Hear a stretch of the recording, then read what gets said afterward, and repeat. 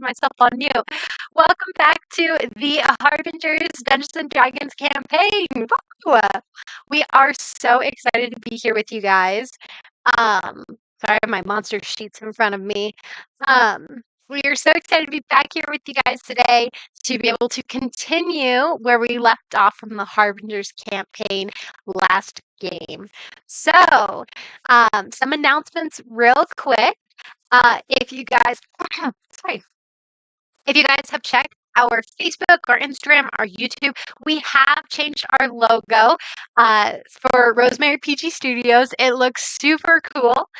We wanted to change our logo in a way that would showcase the fantasy aspect of what we're trying to do. So here at Rosemary PG Studios. So we hope you guys really enjoy the logo and the design change because we are super stoked about that. Also, additional announcements. What we do have is next week there will not be a Harbingers D&D session. That is due to the fact that we are doing our Valentine's Day one-shot that day, which entails us joining up with Kobold Brew, not Kobold Press, Kobold Brew, and we're joining up to play with their new book, Aaron's Archive. So we are super stoked to start doing all of those for our one-shot, our Valentine's Day one-shot. And guess who the Dungeon Master is? Someone pretty cool. None other than Sierra here. She's going to be the Dungeon Master for that game. So we are super stoked and super excited to have her Dungeon Mastering for this one. So, trying to think of other announcements. I think that's it. Yeah. Okay. Alrighty, guys.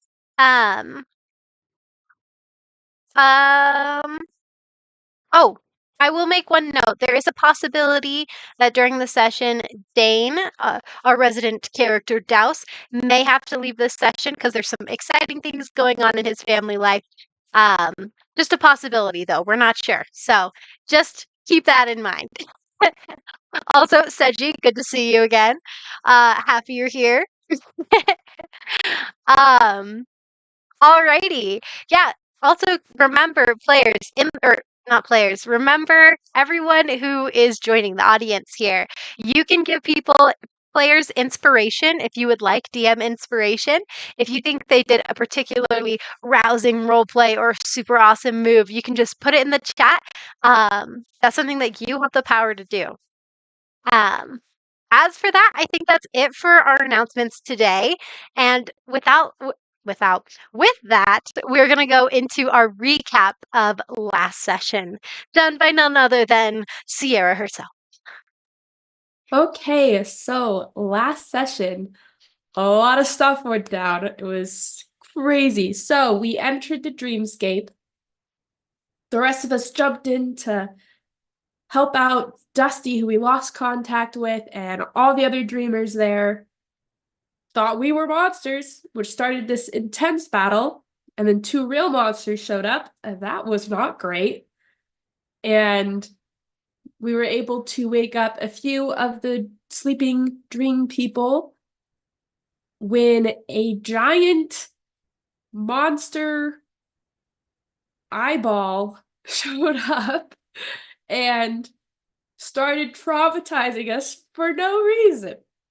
Just kidding. It had a reason. We're destroying its little dreamscape by trying to wake people up. And it's not happy with that. And it's been bringing forth some of our characters' greatest fears in our mind's eye, such as for Nuri, she was seeing Ami saying she couldn't save him, and she couldn't be his mommy because she burned down a town. That was traumatic. And other such stuff. Then there was Dane, the NPC, who showed up for Douse and Amaris, both saying how they couldn't save her. And then for Amaris, her sisters who tried to kill her showed up, and they were like, ha, we're gonna get you. Just you wait. You don't have long. And it was like, oh no. And then for Dusty, the most horrifying thing showed up. A rabbit. It was terrifying. A giant rabbit. It was the top of the cake for everybody. It was super scary.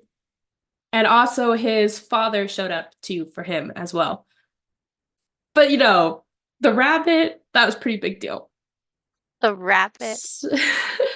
So this battle has been going on. Many of us are hanging on by a thread, and it's gonna be hard whether or not they survive this horrifying dreamscape of their own nightmares. So take back to you, DM. Yeah. Let's see if they survive. That's a good question. So let me just set the tone real quick. Let's get this music going.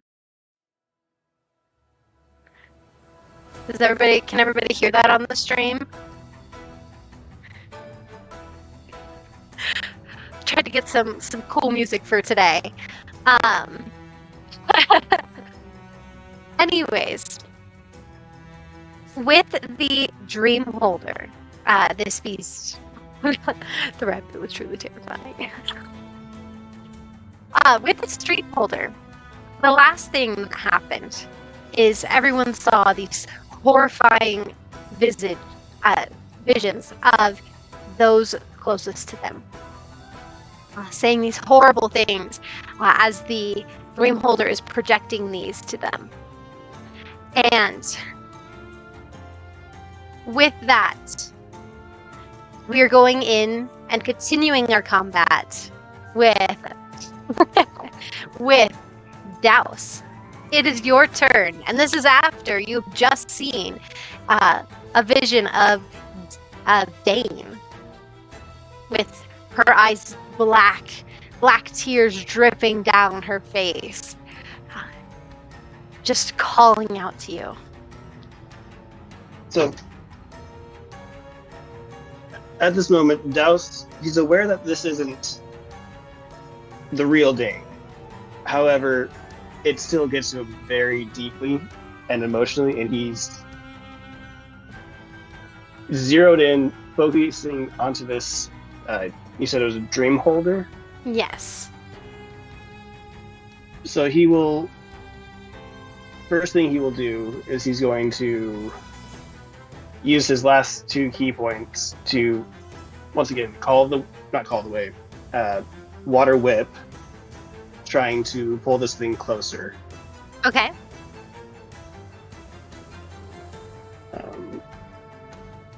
I believe it's a DC save for him. I'm looking for the... Okay. And since there was a huge amount of thunder damage that hit him, he does seem more corporeal right now. Mm-hmm. So, just for also the audience to remember from last time. Yeah. That's right. That's why I remember this actually was going to work this time, hopefully. DC save is, I believe, 13? Yeah.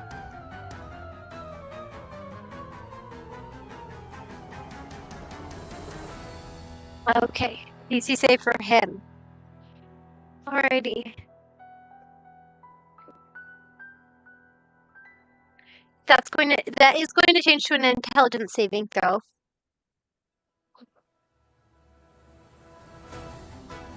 You said the DC save was a 13? Yes. Okay, he will use one of his legendary resistances to succeed, because he failed the roll. Oh, sure. We've got one down. We got one legendary resistance down. Okay. In that case, to see...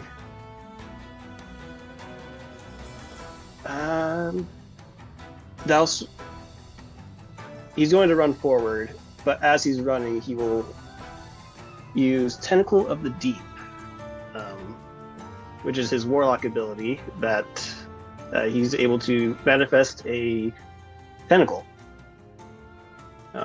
As a bonus action, Okay. he created a 10-foot long tentacle that at a point that you can see within 60 feet. So Well, he's going to put it, question for you. So he did the water whip. which is his action. Okay, and then Tentacle of the Deep is Bonus action. bonus action. So, alrighty. Have you done the damage yet for the water whip? Because it is half as much on a successful. Oh, for some reason I thought he didn't get it. No, he used a legendary resistance on the saving throw. So on a successful save, the creature takes half as much damage, and you don't pull it or knock it prone. So you do get to deal some damage to it. For some reason I was like, it's legendary, so he risks all damage. 8, 16, 17, so that's 8 damage. Okay, 8 Bludgeoning. damage. Bludgeoning damage. Okay, alrighty, let me add this in. When you cast out your water whip to try and pull him closer, it kind of wraps around him and kind of just like smacks against his side, but it strikes something corporeal. So you know he can be hit. And now you're doing Tentacle of the Deep. Yes. It's a 10-foot long tentacle at a point that you can see, so you'll put it... do you want me to draw something for it, or...? So that is a 10-foot long tentacle at a point you can see. The tentacle lasts for 1 minute or until you use this feature. Yeah, so let's put, just draw a little, like, circle or something on the board. Do you know how to do that on Roll20? Yep. Okay, awesome. Just gonna put it, like, right about there. I'm assuming long means how tall it goes, not the exact spot it fills. 10 foot long, yeah. It's a very long tentacle. You have to say it in like one spot, but it has a reach of 10 feet. Yeah. So it's gonna go right over here. Okay. It lasts for 1 minute. Or until you use this feature to create another one. You can make a melee spell attack against one creature within 10 feet of it. And on a hit, it takes 1d8 cold damage. And speed is reduced. Okay. Alrighty. I don't know if I add anything to You add your spell attack bonus. spell attack Because bonus. it's a spell, technically. So you'll roll a d20, add your spell attack bonus to try and hit him. So it's going That's against a 12 like to hit. 12 misses. So you try and like hit one of his tentacles, but he moves his out of the way, so it's like this dodging battle. Douse is gonna run closer to it. Alrighty. 10, 15, 20, 25, 30. Because he doesn't want to get up personal to it yet. But he does want to kind of be near it. Alrighty. Is that your turn? Yes. Okay, he is going to use a legendary action. Oh. At the end of your turn. I'm like, wait, Ray, can I move myself a little bit more or no? No, you've already moved. Okay. He's using a legendary action. Okay? So what you're going to see... Let me just make sure I'm getting this right. Okay.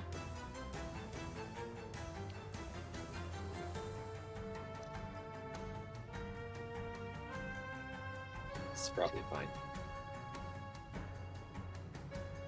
So you see 2 more dream holders appear.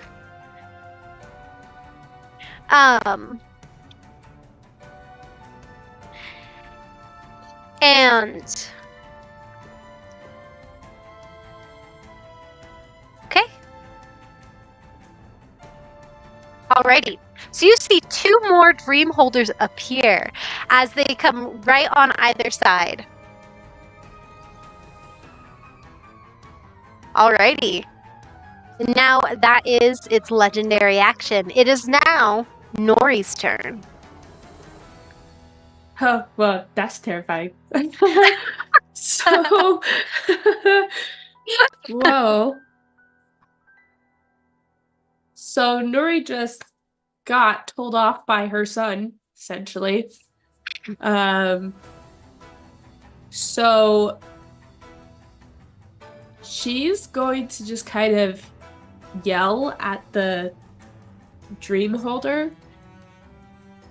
She's like, enough of this! And she like grabs some sand and she just like chucks. Well, first she's gonna grab some sand, she's gonna run around, and then she's going to throw the sand, and as she throws it, it's gonna form into a flaming sphere. Ooh. Are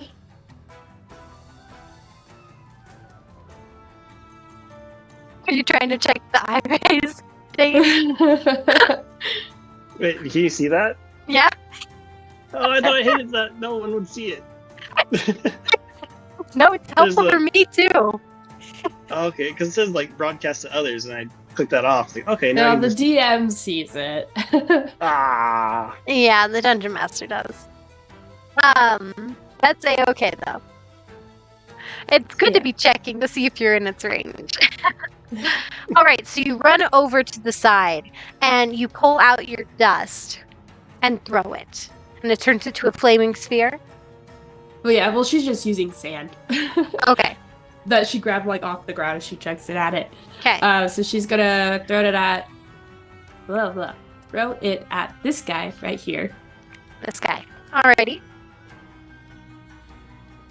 So technically it appears right here, and then her bonus action, it slams into the creature.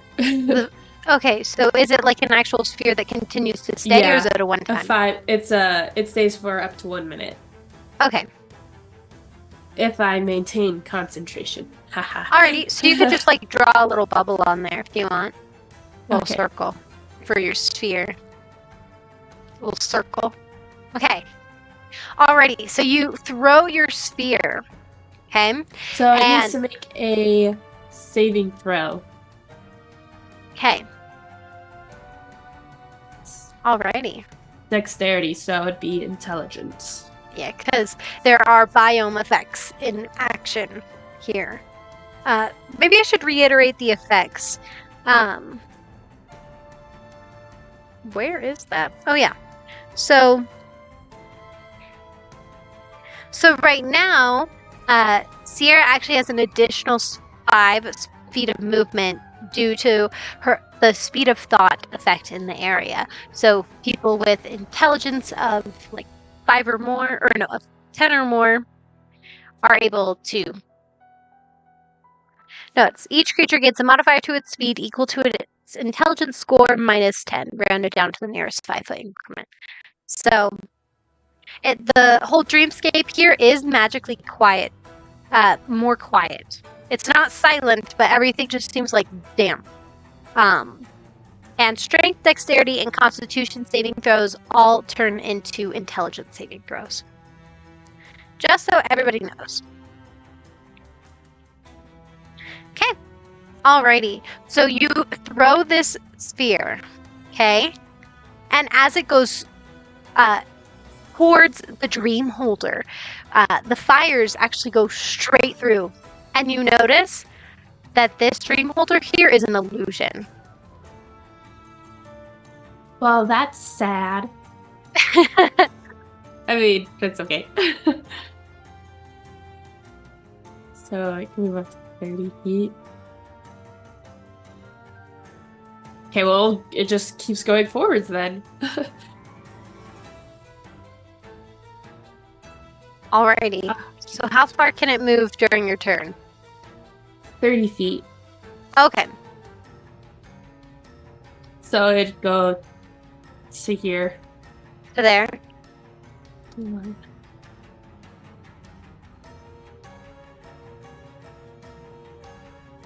Are you moving the circle?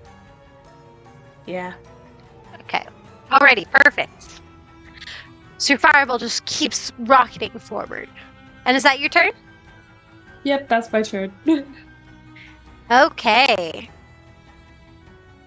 Alrighty, next turn, it is Dusty. Okay, I have a fun plan. So what we're gonna do is we're going to cast Healing Spirit, and we're going to cast it at 4th level. I'm gonna use my 4th level spell slot for that. So what this does is it creates a spirit at a point I choose within 60 feet, and as long as I keep concentration, it stays up. And the first time someone starts their turn inside of the spirit's radius, or when they move into the spirit's space on their turn, they're healed for a dice amount determined by how many levels I put into it. Okay. So I'm going to put the spirit down right where Amaris is. We're just gonna. Oh, that's not make it just a line. That's very funny, but that's not what we're doing. Let me see. Circle. Pretty sure I can do a circle. Yeah, let's do this. It's a rectangle. Same difference. Cool. Ah, so cute. So pretty. Okay. Yeah, we're just gonna put it right on top of Amaris. See if I can move it. I can't. Okay. Boom. Wow. Perfect. Okay. And then after doing that, I can give you a little spirit-looking creature here. I would appreciate that. Oh, it's like a little fey insect. Alrighty. So now you can control it. Cool. Okay. I'm actually... Yeah, we'll leave it there. Okay. So, it's a 5-foot radius where it is. So you just have to be in the same square as it on your turn or move through it. Alrighty. So does that mean Amaris gets healed? On her turn, she will be healed. On her Additionally, Dusty is going to make the bold decision of moving up slightly. Oh, okay. It is difficult terrain, so it will cost double your movement. Yes. I do have a ring of the sand skimmer. Mm-hmm. So as long as I'm not walking through magical difficult terrain, then I'm able to walk through it as normal terrain. Mm-hmm. As long as it is in sand. Could I finagle that the ruptured earth being ruptured from my spell, the earth itself isn't inherently magical. It's just that it's all jagged and misshapen. Can I argue that it's normal terrain and in sand? Well, definitely the sand. I'll give you that. Okay. Oh, I'm gonna leave that one to a higher low. Okay. Let's do low. Low? Okay. It was low. Alrighty. You can Nice. do that.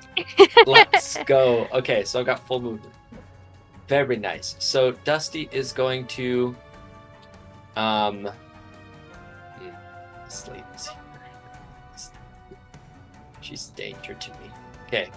We're gonna move up like this. We're just gonna move a good 20 feet up. How would that work? Okay. Yeah, that looks about good. And he's gonna try to live. If he dies, bad things happen. And he's also very mentally exhausted from his whole apparitions and stuff. He might be moving away from people for a specific reason or whatever. It's fine. Anyway, that's the end of his turn. Alrighty. At the end of your turn, he is going to take another legendary action. Megan over there just like, no! I'm glad. I can't not use them. Just kidding. Was he using this mini last week? Because I didn't use him very much. Now he's at the end of his ropes, though. He's in trouble. No wonder we were surviving. He's not happy with you guys invading his realm. waking up his sleepwalkers. He was using them. Okay. He is going to... All 3 of these dream holders are using an eye ray against Nuri. I They need like you to... you. You're their favorite. I need you to make a wisdom saving throw. I'm not very wise. Smart, This not is- wise. Yeah. So they all blast out Ugh. the eye rays. Wisdom. Oh, actually, my wisdom isn't as bad as I thought. Okay. 17. It's not so Okay. bad. It kind of... The blast does strike you, okay? And you kind of like feel a little dizzy in your head for a moment, but otherwise, nothing happens. Oh. Woof. That's bad. You're like, woo! It was confusion ray. Alrighty, now it is Amaris' turn. Wild Dream Monster used Confuse Ray. You started your turn inside of the healing spirit, so you regenerate some hit points. You heal for 3d6. 3. So I've got to roll 3d6. Yeah. Go ahead And you roll get that 3d6. much health. All right, let's see if this is worth doing digital dice. You know what? 10 hit points, not bad. That is not bad. There you That is not go. bad. That is above average. Alrighty. Woo! Feeling a little bit better, Amaris? Maybe just a wee bit health-wise. Mentally, though, she is not okay. Oh no. She is not okay. I am going to need to check this because...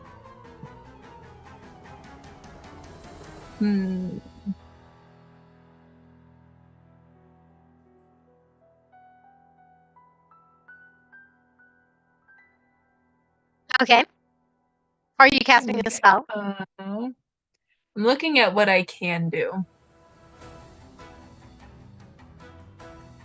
And because that is difficult terrain, I've only got 15 feet of movement.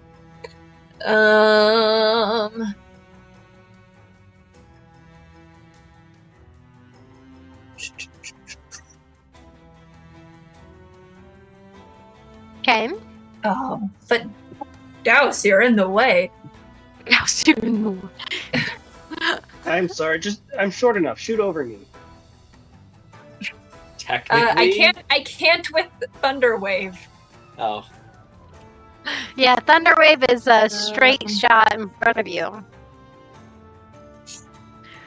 Okay. Yeah, what if I Okay, duck? let's see here. It's a wave. You'd have to jump Okay. really high. So Douse Amaris jumps up, pulls out a surfboard, goes along the way. That would be epic. Yeah. So, after once again seeing not just Dane but her other 2 sisters as well, she is going to cast Shatter again, Ooh. but this time at 3rd level, Okay. and it's a 10-foot radius. Centered Let's on see. what point? Hold up a sec. See that? How big was the 10-foot radius? Like that big? 10-foot radius. Isn't it a 4x4? So that's a radius, so technically the diameter is going to be this big. Whatever it's you, So like, whatever you 4x4 center it. I don't know square, where you're I centering think. it. okay. So I've got that. I'm gonna move it so that I can actually. And she targets specifically Douse. No one else. I am trying not to hit you, okay? I know, I'm just laughing. I'm just laughing. I've made that mistake once. had too many accidental party assaults. It's created much trauma and frustration for our in-game characters. She's To our getting back out at me of from the game grapple last amusement. session. It's easily within range. Okay, so Shatter at 3rd level. But this time instead of its usual ear-piercing note, it actually sounds more like a terrified cry. Oh. And this guy gets to do a Constitution saving. Which would turn into intelligence. Okay. You cast Shatter, and this sad cry just pierces the air there. Douse, you can hear it. It doesn't hurt you because you're outside of the main radius, but you can hear it. And it doesn't seem to do anything to this creature. Not even half damage if it succeeded? You, as you cast the spell, you notice a flicker, and that this Dreamholder is an illusion. It switched places! Heck! Do I notice that as well? Yes, I would say you're close enough that you can notice that. Oh, perfect. Because that means that 90-foot cone might not hit me. Yep. Also, And I can Seji know put in the the chat. Seji put in the chat. Would you say that the party trust has shattered? I mean, I can't say that. I'm not in the party, so. I mean, shatter is an extreme term, but I mean, Trust is Love an to play on extreme words. term. Right? it's more like it's brittle. It's brittle. Weakened. It's flaking. Like, Ooh, like a croissant. I was Anyway, expecting you sorry. to pull out a croissant right then. I had some earlier. But not on me. Okay. Alrighty, so Amaris, that was your turn. Yes, that was my turn. Okay, it is now the NPC turn. This NPC is going to go 10, and then that'd be 5, 15, 20, 25, 30. She's gonna run over here. A lot of these people are like, we're gonna get out of the way and hide. good idea. Actually, Esmeralda's kind of like, she's the old lady. She kind of like comes over and she's like, bad eyeball. As she's Cast watching, Fireball. she's watching the fight happening now. Alrighty, now we go to our lair action, guys. We could just skip that. I just kidding. Yeah, Need that turn's it. less important. Yeah. Okay. This one, I need everybody to make a intelligence saving throw.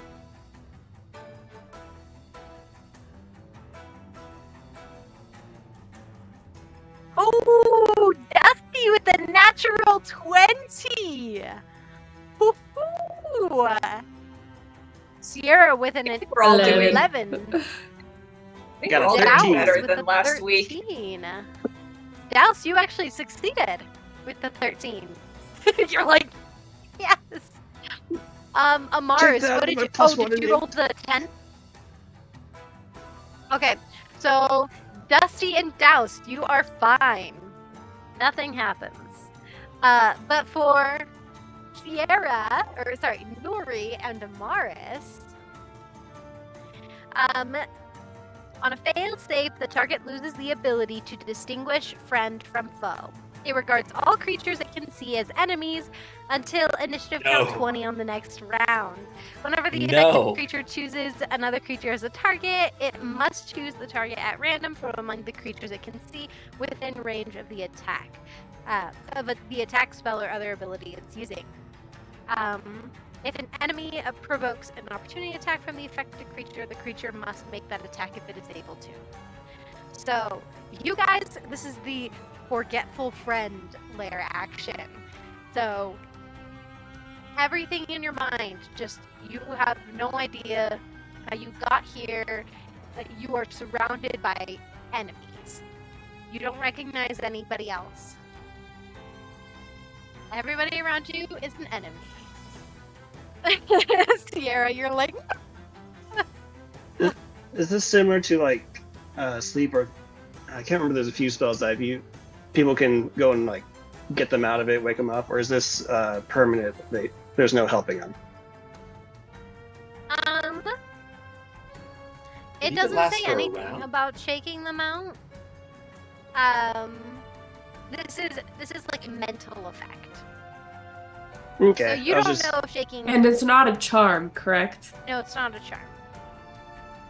It is a lair action, so it's an aspect of the surrounding area that is affecting you. Okay. Not that changes my turn, but just for future reference. Yeah, for future reference. Okay, alrighty, now it is the Dreamholder's turn. Alrighty, let me see. How do I do the little measures? Oh, I want to make it... Okay. Can you guys see this line on the board? No? Oh, perfect. It's out of my vision. So this way I can make it so that only the audience can see. And not anyone else. Wow. The audience, you guys get such good treatment. You guys get to see everything. Technically, it's bigger than that, but okay, yeah. Alrighty. So all of the eye rays seem to focus and point. As we have the phantasmal cone. Alrighty. As phantasmal horrors are coming. Amaris, Sierra, or Nuri. You guys are affected by the phantasmal cone. Alrighty. Okay, I need you to make an intelligence saving throw.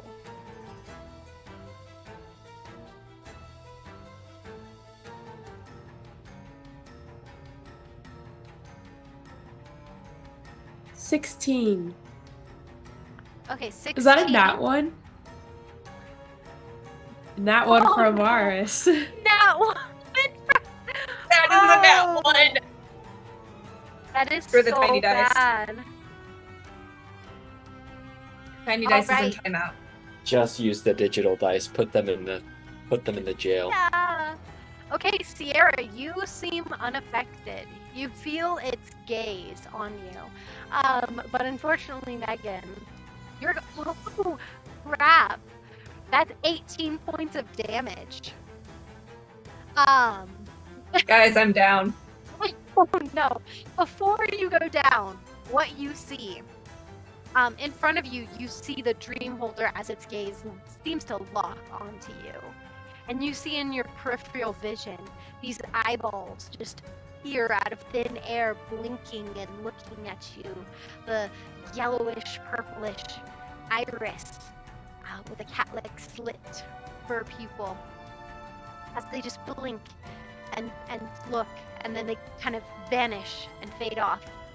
And suddenly, you are surrounded by your two sisters, the evil ones. I think it was Dahlia and Dune, right? Yeah. Dahlia and Dune, just multiples of them, just surrounding you in this tight circle. Each of them holding knives. As they look at you, their heads cocked to the side, black tears falling down their face, and they just go, Amaris! And you just feel this pain in your mind. And it causes you to go down, unconscious, or bleeding out, right? Yes. Okay, Well, no. I'm past 0. You're past 0. So bleeding out. So bleeding out, yeah. Yeah. So you are bleeding out and down on the ground. So I'm gonna... You fall down. Let's rotate you 90 degrees. It doesn't want to. Here we go. Okay. You are now out. And you guys see, like, you don't see the sisters around her. You just see Amaris cry out and drop on the ground. Alrighty. So for his action, he is going to cast an eye ray. Alright, and all of the dream holders point. Oh wait, at the start of his turn, the other 2 dream holders do disappear. So these 2 disappear. Was his cone his action, or was that a bonus action? The cone is an effect that happens at the start of his turn. Okay. And then he has his action. Alrighty, so he is going to cast an eye ray at you, Douse. I need you to make an intelligence saving throw. Alright. That one. That is a 15. 15. Alrighty. So you're going to take half damage from this. Better than full. Yeah. Oh, dang. You're getting really lucky. That's 4 total points of damage, but half of that is 2. I rolled, was it 3d10? I rolled a 1 and 1 and a 2.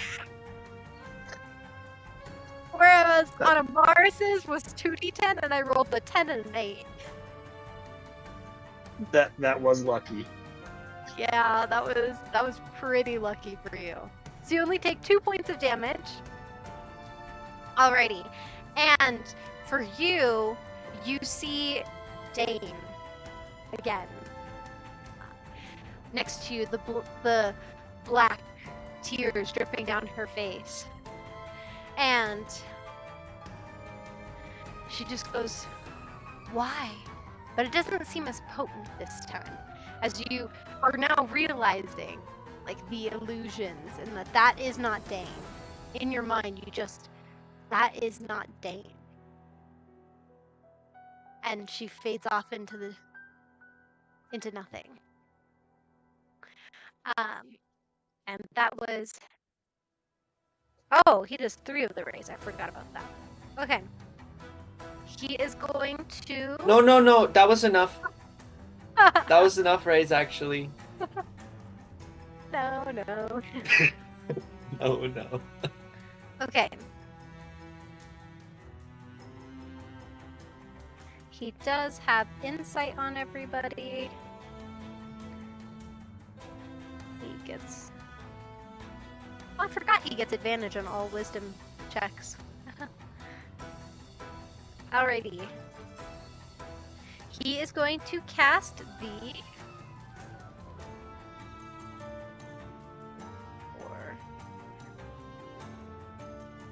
Okay. Douse. Or not Douse, Dusty. You've just moved out of the way. He can't attack you. Really tried. Dusty, he it was less out of intelligence for him and more out of just, I think I'm just gonna go back here and think for a bit. I'm gonna hide. Nuri, make an intelligence saving throw. I don't want to. As he shoots an eye ray It's at a you. 9. What's a 9? With a plus Oh, 6, it's a Oh no. 3 on the die. Alrighty. Oh dang.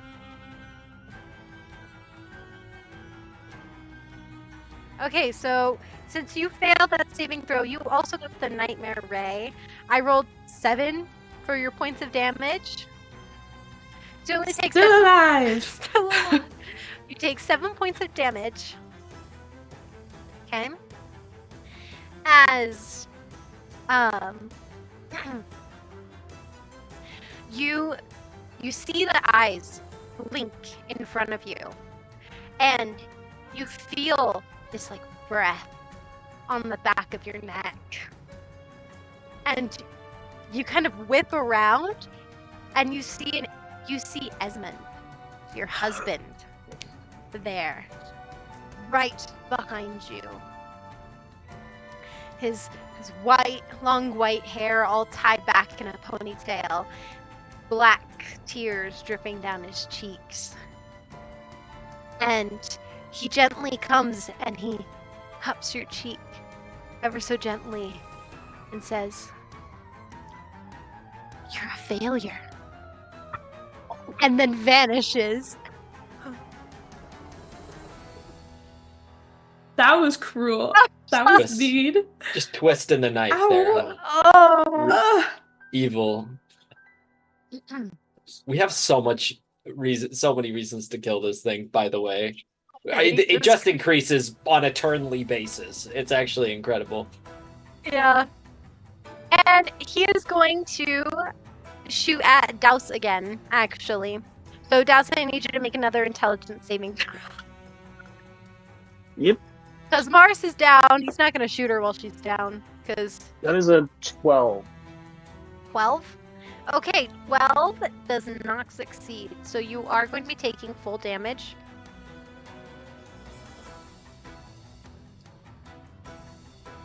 That's 5 points of damage. I'm rolling so low. I kid you not. Like, yeah, but that's not a problem. That's actually good. That's good for you guys. You guys are gonna need a lot of therapy after this. Yes, Veggie. Very accurate. Douse. For you, this beam hits you, and you see these blinking eyes everywhere. But you don't see Dane, as you kind of expected the nightmares to kind of come. But you do hear Way's voice in the back of your mind. And she goes,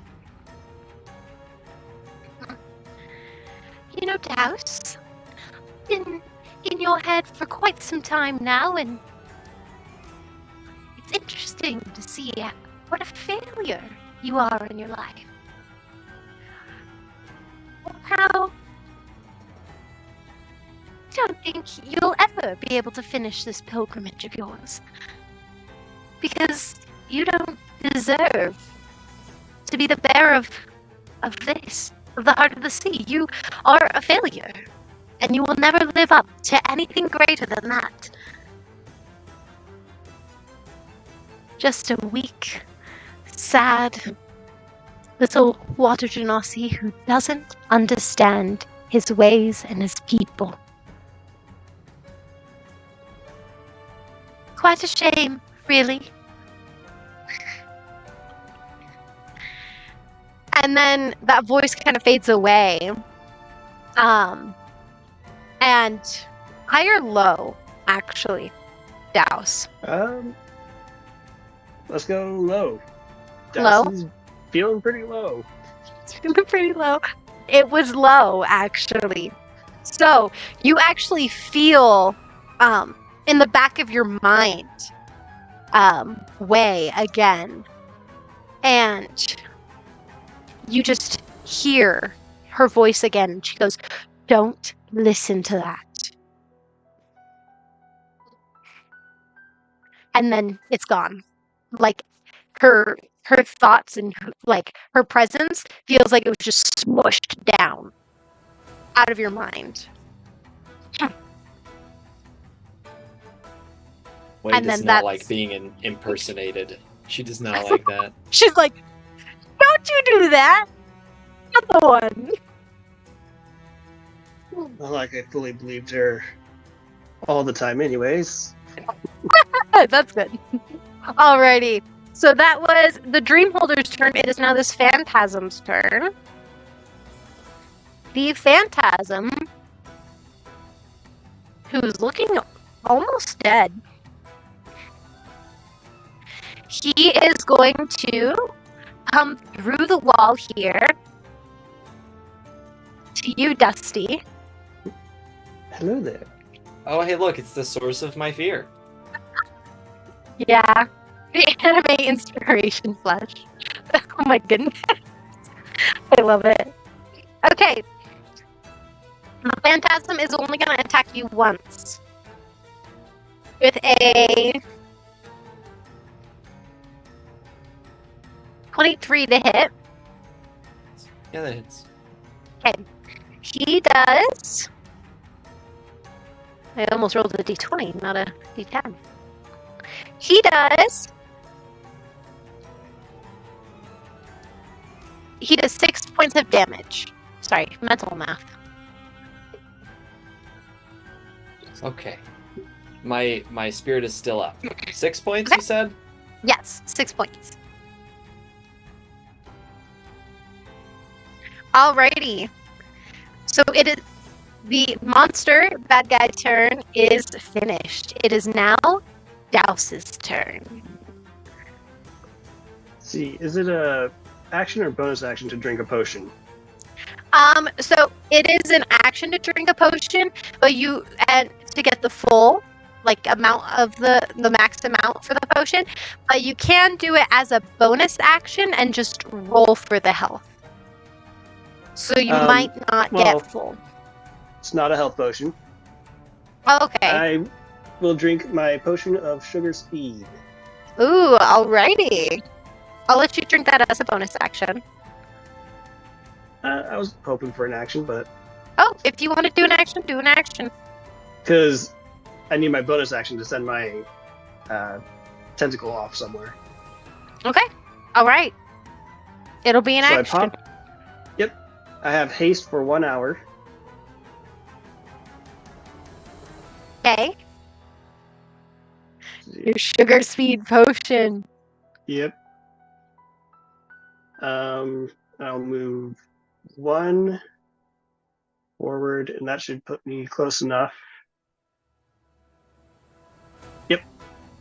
I can see that spot right there. Right here. And that's Okay. where I will send my tentacle Ooh, smart. to do an attack against the Phantasm. Okay. Roll to hit. That is a 3. A 3? A 3. Do you have DM inspiration to use? No. Oh no. So But you it's bring your okay. tentacle over. Oh, that's so sad. Unfortunately, a 3 does not hit, in case anyone was wondering or curious. The rest of my movement will be running behind the Dreamholder, and I will take 2 hits against him. Okay. Alrighty. Also, I made your tentacle this little mini here. Okay, I'm gonna move myself so I can actually. Okay, now I know what it looks like. Nice. All right. First attack is 8 to hit. Like 8 to hit him. Like roll to hit. Yes. That does miss. And then the second one is a 22. 22 does hit. That is 3 plus 2, so that is 5 magical damage. 5 magical damage. And you'll see as Douse lands the hit that a little bit of Oops. watery-like substance transfers from his fist to the character or creature, just to flavor text how his punches it look now. Okay. So water comes off of his fist to the creatures. Yeah, it's kind of like he hits, and there's this tiny wave that ripples through. Oh, that's cool. That is really cool. As you just come and punch. All right, how much damage do you do with that? That's 5 damage. 5 damage? Okay. And his fists are magical. Oh, okay, perfect. So that does count as magical damage. Mhm. Alrighty. He seems to be hurting a lot. Alrighty. Anything else on your turn, Douse? That's about it. Okay, awesome. We are going into... Oh, yeah? I was because Amaris will be getting up from that totem. Yes. Maybe. Because if she starts her turn there, then she is healed for the amount, the 3d6. So at minimum, she'll have 3 health when it comes to her turn, and actually still keep her action and stuff. Okay. That's nice. And Sierra, I did replace your fireball with a little fireball. Oh, cool. Thanks. Okay. Alrighty. So it is now the stand power. It's a JoJo reference. Don't worry, I followed it up Oh, with what the name of it's a the stand is, JoJo. because I'm curious. Alrighty. Now it is Nuri's turn. So she's gonna cast Magic Missile, but who? We'll find out. I've numbered everyone. The first one's gonna go at this guy. Right here. Yep. Oh no.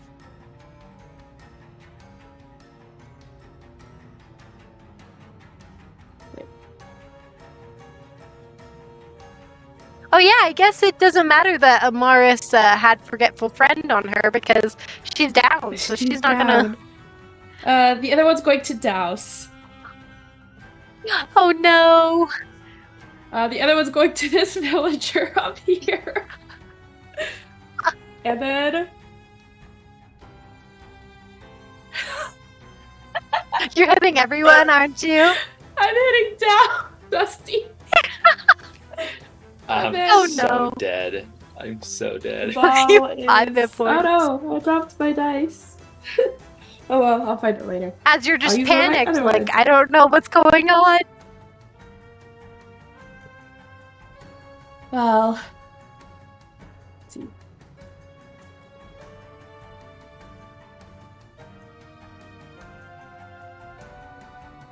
That's the only one. So her bonus action will then be to put this right next to the guy. So if he starts his turn next to the flaming sphere, he has to make a dexterity saving throw or be burned. Okay. But before the damage, let's see. So Esmeralda gets 3 points of force damage. Okay.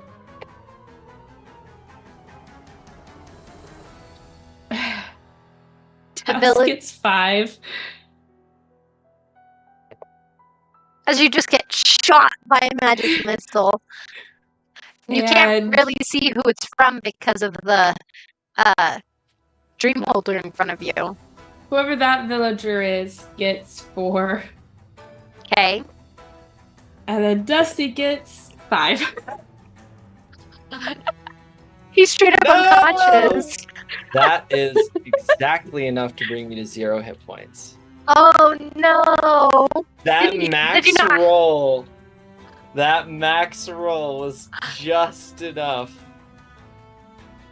I'm really sorry. I was dreading that. I knew its max damage was 5. I was like, this could knock me out. That would be very bad. And because I am knocked out, my spirit is also knocked out. Oh no! I will remove it. Oopsies. Sorry. Whoops. Here, I'll turn my guy sideways. Don't worry. Don't worry, he's not He's afraid sorry. anymore. Bonk. Alrighty. So now it is Dusty's turn, but since you are unconscious, nothing is going to happen. Exactly 0. At the end of Dusty's turn, the Dream Holder will use a legendary action. And he is going to teleport over here. That's just rude. Why wouldn't he want to get burned? Nah, he's just gonna teleport. It is now Amaris' turn, so we need you to make a death saving throw. Oh, also, Greg, does the mold earth stuff, does that go away? It stays up. It's stays- just ravished the ground. The ground okay. is like that until it's fixed. Okay. Alrighty, Amaris. Would you like to roll your death saving throw privately to me, or do you want it public? I am sending it to you privately. Okay, alrighty. Alrighty. That is a saving throw. And no one will know, is Amaris dying or not? Okay, Something so is now hidden it is from the audience. villager's turn. And this lady, the elf you just smacked in the face, Sierra, she's actually going to come over to Dusty. And, because she seems to kind of look around and she's like, oh shoot, these are the people that are trying to help us. And so she's going to come over, Dusty, and cast Cure Wounds on you. No freaking way. Cleric moment. I was begging. I was like, oh, please be a cleric. Yep. She is a cleric. Alrighty. Alright, she will cast this at 3rd level, so that is 3, right? 3d8. So, Dusty, you're... Oh, here, let me write it. Are you roll... Do you roll it or do I roll it? It's either way. Okay. Whatever you decide, as you are the one healing. Ah, I see. I'll roll it for now. Ooh! That's nice. Hey, thanks for That's- rolling it. What? I gotta add her spellcasting ability modifier real quick. So that's 23 points of healing. That she casts on you. And she's just going to be like, you need to get this guy got. He just jolts a little bit, and he looks over. He's like, I'm on it. Alrighty. Esmeralda will walk a little forward, and she's gonna be like, she's gonna wave her knitting needle. She's gonna be like, over here, you darn eyeball! Nobody likes your irises. They look like you have to pay or something. Can't hear most of what you're saying. Oh, that's so It's sad. too high. It's too No, high okay. pitched. I only Do you can want me to assume say it she's one more time? vigorously insulting him. She is vigorously insulting him. She goes, over here, eyeball. Nobody likes your irises. She kind of pauses before saying irises. Yeah, they're all yellow and stuff. It looks like you have to go potty. So she's shouting and trying to get his attention. And now it is the lair action. Let's pull this. Intelligence save, I assume? Everybody? Yes. Well, no, actually, this one's a charisma saving throw. Everybody needs to make a charisma saving throw, except for those who are down, aka Amaris. I rolled a 2. You The rolled a two. the one thing that I have the highest proficiency in, and I can't even use it. Yeah, you're down. I'm sorry. Also to note, Sierra rolled a natural 20 on her charisma save. Dusty rolled a 14, so Douse, you are the only one out of the main party that failed this. So this is despair. You have this, like, vision in your mind of standing in the middle of Dragondale. You are in the middle of Dragondale and the whole village has been razed to the ground. And you are in front of the Tough Hammer house that is crumpled and destroyed.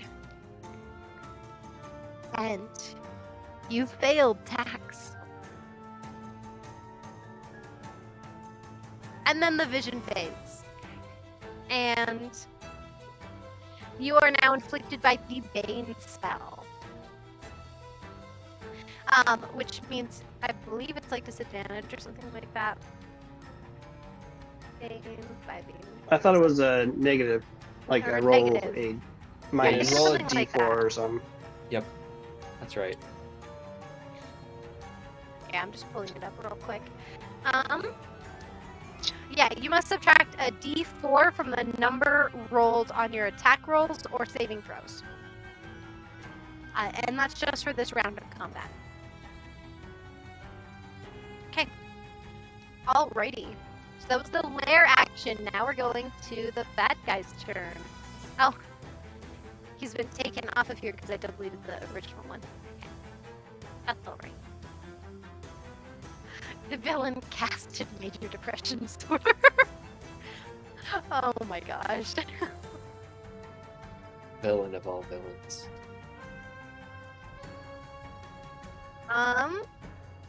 Yeah, I'm hoping to get my audio fixed. Sorry, Quantum Leap. Anyways, coming back in right at them, especially at Esmeralda, but you notice that she, like, slammed, or is holding her knitting needle in one hand and just going, "Oh, you better get out of my head, little mister." As she just points it at the dream holder. And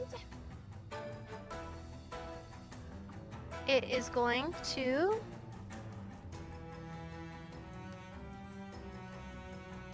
alrighty, it is going to strike her with a ray, and she fails her saving throw. Oh. Yeah, no good.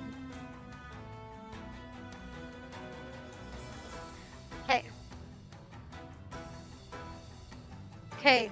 She kind of is pointing her knitting needle at him, and then she goes, "Oh, what was that gonna do again?" She kind of like just sits down on the ground. She goes, "Oh, I'm so tired."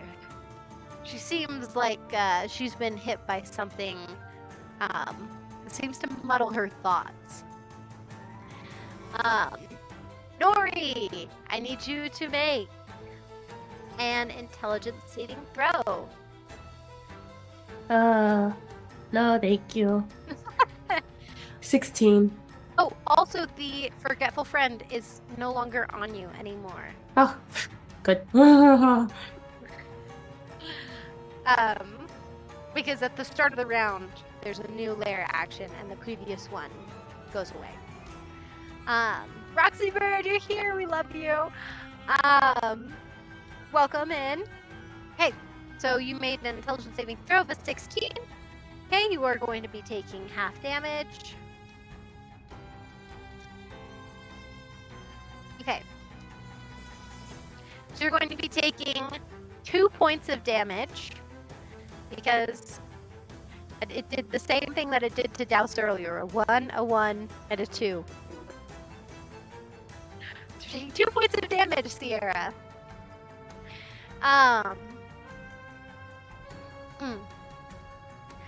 And this time, for your nightmare, you see Ami again. But this time he's not standing. He's on the ground. And to you, it doesn't even look like he's in a coma. He's gone. And you just feel in your mind that you were too late. You couldn't save your son. And then in an instant, that fades away.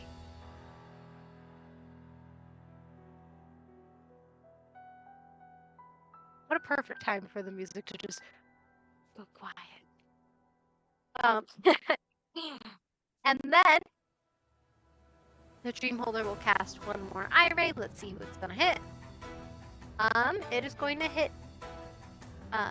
Sorry, I didn't sign anyone when I rolled that. Okay. It's going to strike at the drunk guy. For 4 with the rot ray. Ooh.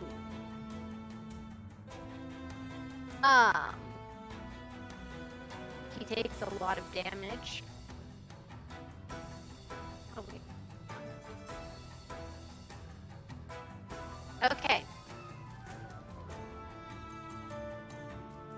And you see him, he gets struck by this ray, and you just see him kind of grip his head and cry out before falling on the ground. And he's not moving. Uh-oh. Alrighty. It is now the Phantasm's turn. The Phantasm is going to try and strike at the water whip behind it. And it definitely hits. Does the water whip take damage at all, or no? Like, does it just, like, stay there? Yeah. The tentacle lasts for 1 minute or until you use a feature to create another tentacle. There's nothing I see here about, like, an AC or... Okay. Well, he tries slashing through the water, and it just keeps forming that. And now it is Douse's turn. Douse will run his hand along his eldritch scarf and pull out a piece of rabbit jerky, which he'll take a eat, which heals him for 1d4. 1d4 already. So you can either, if you use that as your action, then you can take max health from it. If you use it as a bonus action, you can roll for it. Oh yeah, he's gonna eat the whole thing. Max health, full action. Okay. Right, so that's 4 points of healing. Yep. He will gingerly walk 1, 2, 3, 4, 5, 6. That should be 30 feet. And he will attack. He uses regular attack and extra attack to throw some punches. Alrighty. And need to subtract d4s from those. So first one is d16 minus 1 is 15 plus 5. That's a 20. Dirty 20. Okay, dirty 20, it hits. And the Second second one, will it hit as one well? That's is Bane, a 16. A 16 does hit. Ooh. So you're going to hit on both of these attacks. And these are the magical ones that have the water coming and pushing off your fists? Yes, all of his punching attacks do that now. Nice. 7 plus 4, so that is 11 damage. 11 points of damage on the first attack? On both. On both total. So, yeah, combined. Combined, it is 11. Because the first one is a 6 and the second one is a 5. How do you want to do this? Oh, so he throws one hit, and it kind of wobbles and falls down. He throws the second one, which takes it out. And then he just doesn't stop beating on it, because he is upset at this thing. Alrighty. You strike with your first one, and with the second punch, you come up and hit it, and you just hear this ear-piercing cry that's in your mind.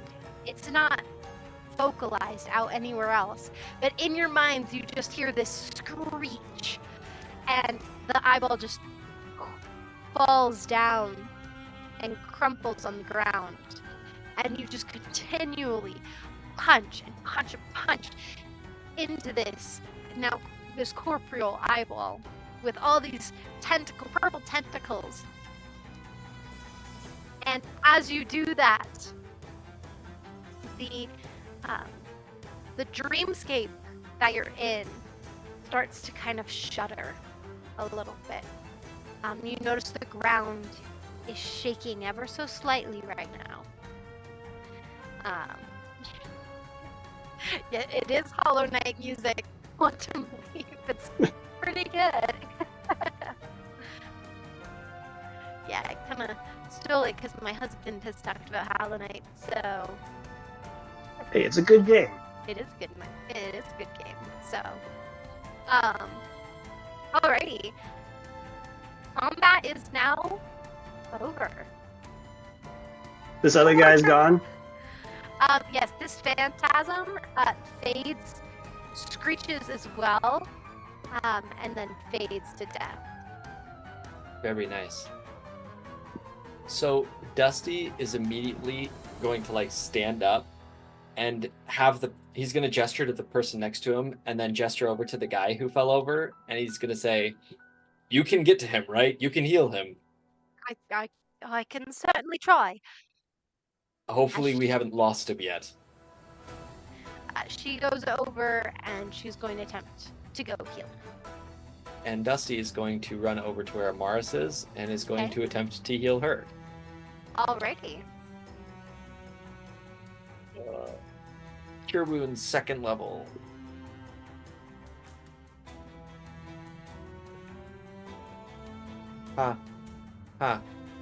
That's not Cure Wounds, that's Goodberry. Wrong one. Okay, there we go. Cure Wounds. 2nd level. 2d8 plus 4. Okay. I'll roll that real quick. 2d8. You gain 6 hit points. Oh no, that was 2 1s on the die. Yep. But hey, you're alive. There you Welcome go. back. And at least that was done after combat. Could have been worse. Exactly. Well, alrighty, you look back and you notice that the elf is struggling. She's trying to heal, but it seems that the guy, no matter what she does, is not coming back up.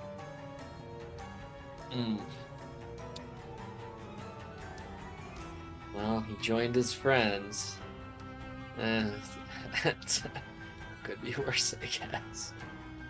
Douse, have you stopped punching the dream holder? Yep.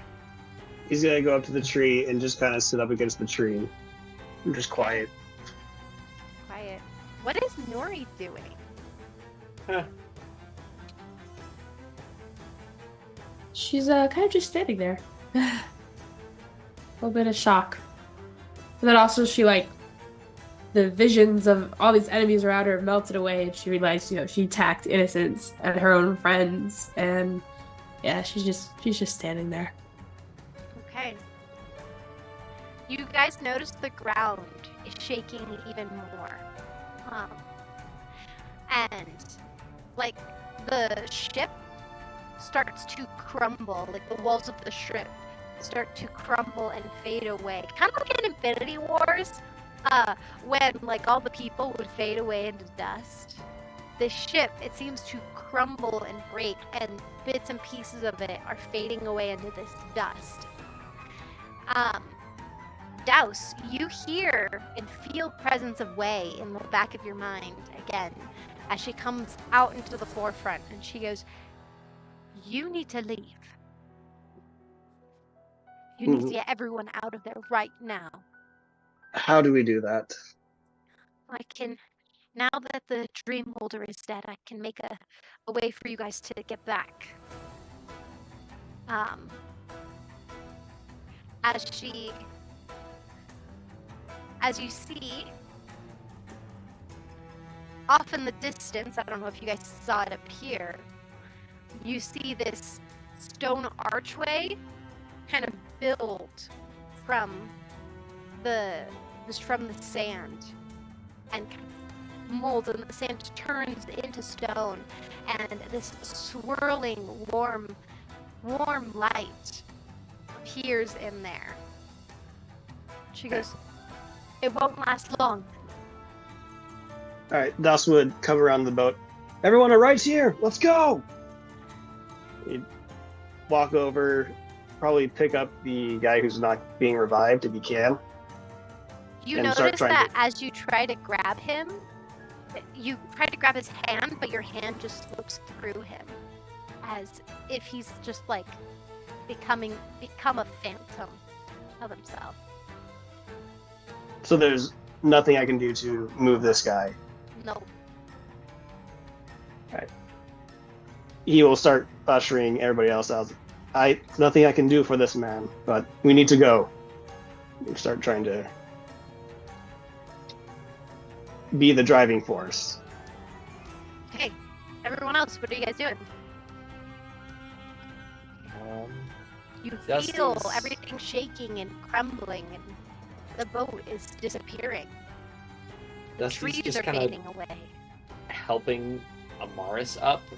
He's gonna help her up and just kind of say as he's doing so, "I think it's time to go. We got to get out of here."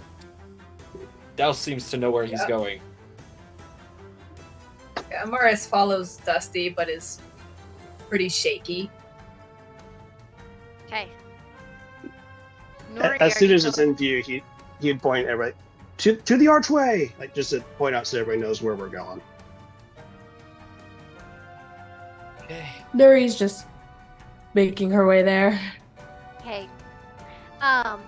You notice the dwarvish woman is starting to make her way there, as well as the elvish woman.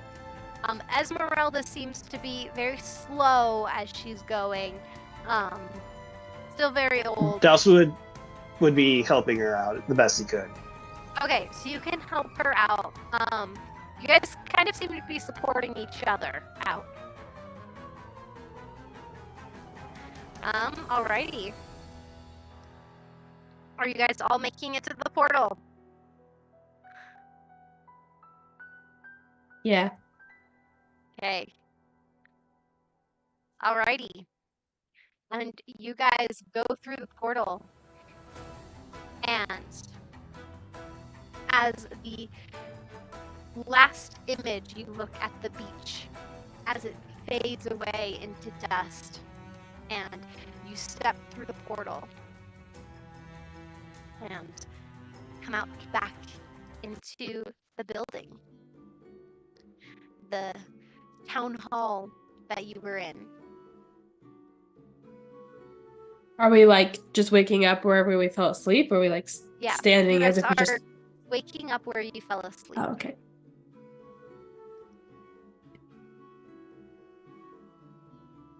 So there had been like an upwards of 20 people in here, but we only saved like 3. Does anyone else besides those 3 people wake up? No.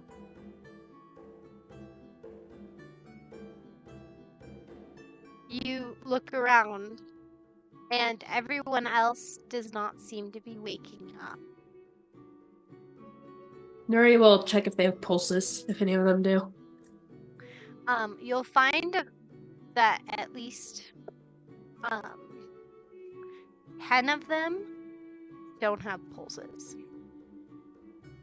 The other 3, and that's including the soldier dude that you guys met in there. And then the other, trying to do math here, 7, right? The other 7 are what seems to be like a coma. Just a normal coma now. Yes, but they seem like they are very, very weak and are close to dying.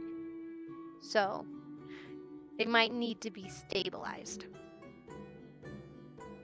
Cool. Nuri will just kind of say over her shoulder, these ones are all dead. These ones, they need to be stabilized. They're in normal comas, and she's just gonna go sit down in a corner. Okay.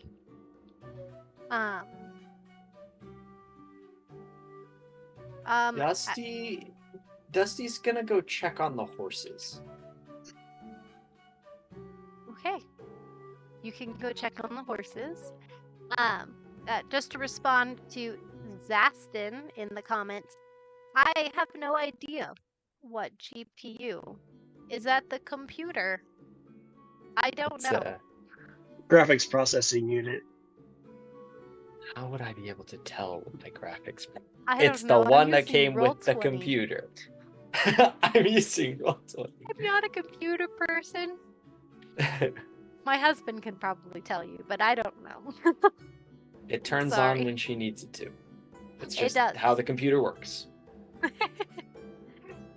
Alrighty. Yes, and with that, you go to check on the horses, and they seem to be waking up.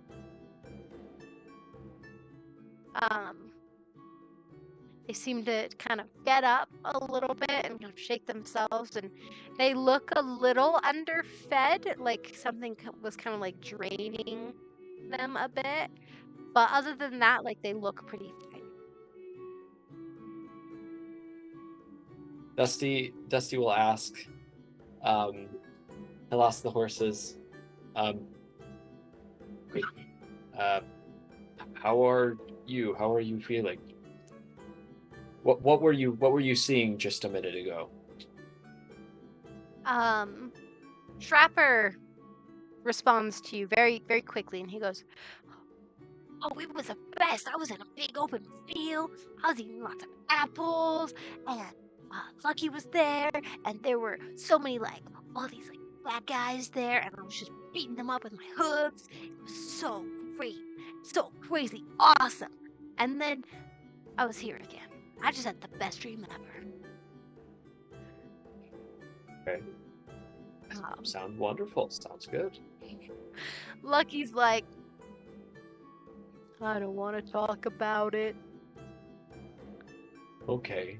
Don't worry. I'm not going to force you to. Just wanted to make sure you two are all right. And he kind of like pats the side of their face.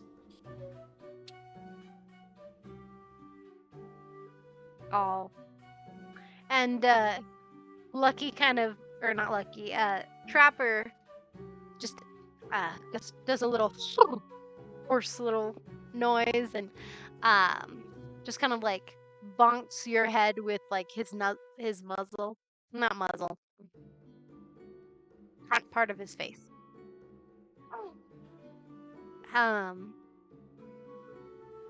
And you seem to get the thing that they are okay.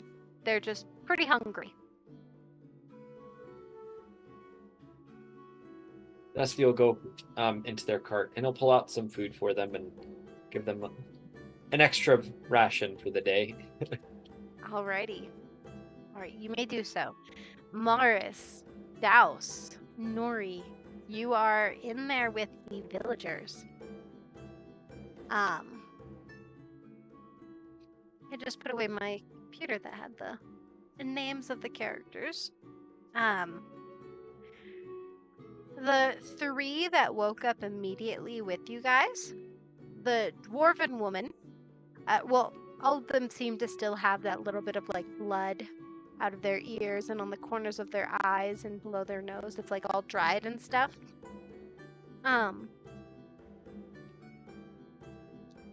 But, sorry, I need to pull up her name of the dwarvish woman. It is Sandy. Sandy comes up to you guys and she goes, "Oh, that was quite the trip, wasn't it?" Enough to make you want to take another nap, right? Oh, trust me, I am going to wait a little while before I go to sleep. Are you sure you got the creature? It wasn't moving when I finished. Good. I think we got it, but the reason why these other people are not waking up concerns me. That's all. It could be that they've fallen into the comas that have hit a lot of the people in this land. True. I just think it's a little too soon to tell, really. Yes. We'll do everything in our power to bring them back, and I'm very, very glad that you lot came around. We definitely needed some help there. No worries. It's kind of what we do. Well, it's much appreciated. Can we, us as a town, can we offer anything to you guys as a token of our gratitude? At the moment, there's only one thing I really can think of. He's gonna go over. He's gonna grab the sending stones.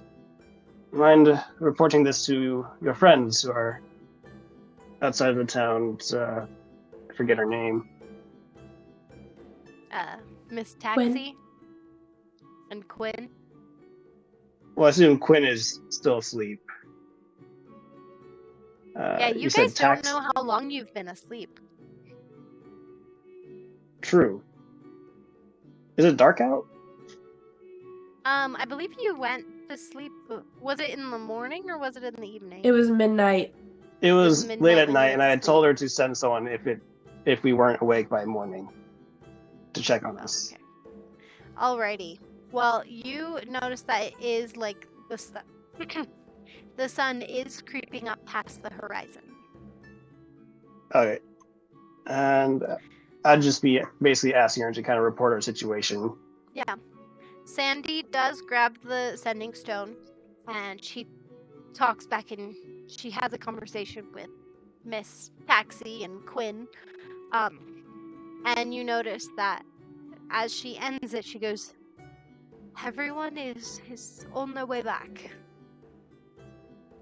Good to hear. I'm gonna need a little bit of time, so thank you. Yes. If you guys would like to stay the rest of the day or the rest of the night, we have a home that you all can stay in, if you would like. Appreciated. Mm-hmm. Douse would relay that to any of the group who's still around. Okay. Sierra, you do gain from this 5 research points. Hey, I only needed one. And for those of you who don't remember the research points, Sierra has been researching the comatose patients for a very long time, and she needed to get a certain amount of research points in order to come to an understanding of what was happening with them. Now that you have completed your research points, roll a d20 for me.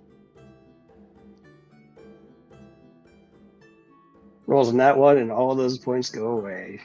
It's a 20. It's a 20! Dang, not 20, dang. Well, that is going to take 20 hours for you to concoct the spell. Rip. That was going to be, how many hours was it going to take? This is with a nat 20 was not in your favor. Let's go, the worst nat 20 possible. Let's go. It is going to take you 20 hours More to go. to complete that spell. But you finally are piecing together what has happened to the comatose patients.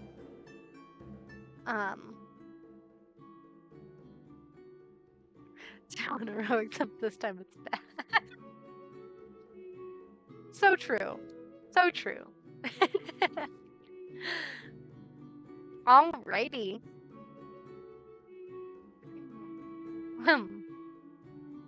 All right, players. It is early morning. And this all just happened to you.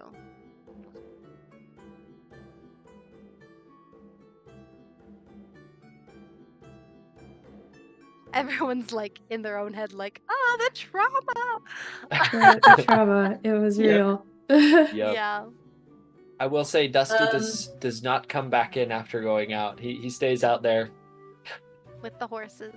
with the horses. Is there a general store nearby? Or like a grocery store? Yes, but it would not be open. Well, 'Cause assuming everybody's, yeah, because of the situation, you go in to grab a few things to make make breakfast, leaving the money on the table. you can do so. It's going to cost you 5 copper. Okay.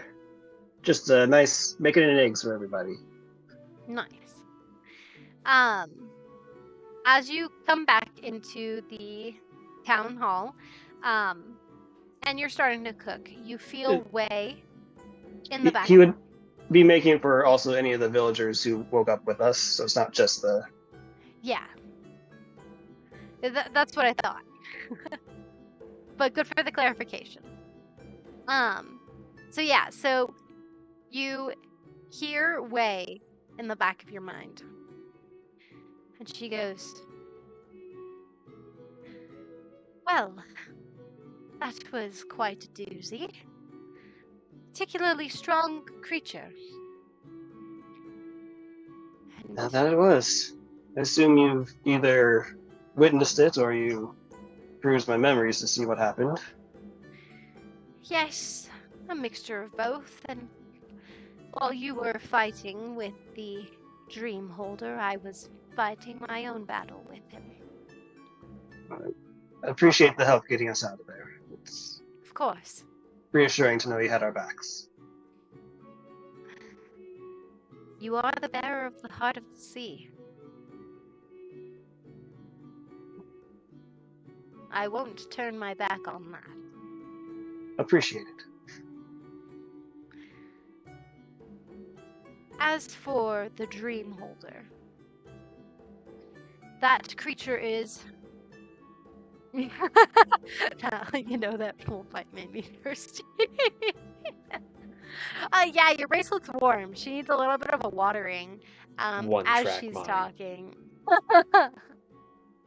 She, as she's talking to you, she goes, I did learn a little bit more about the Dream Holder.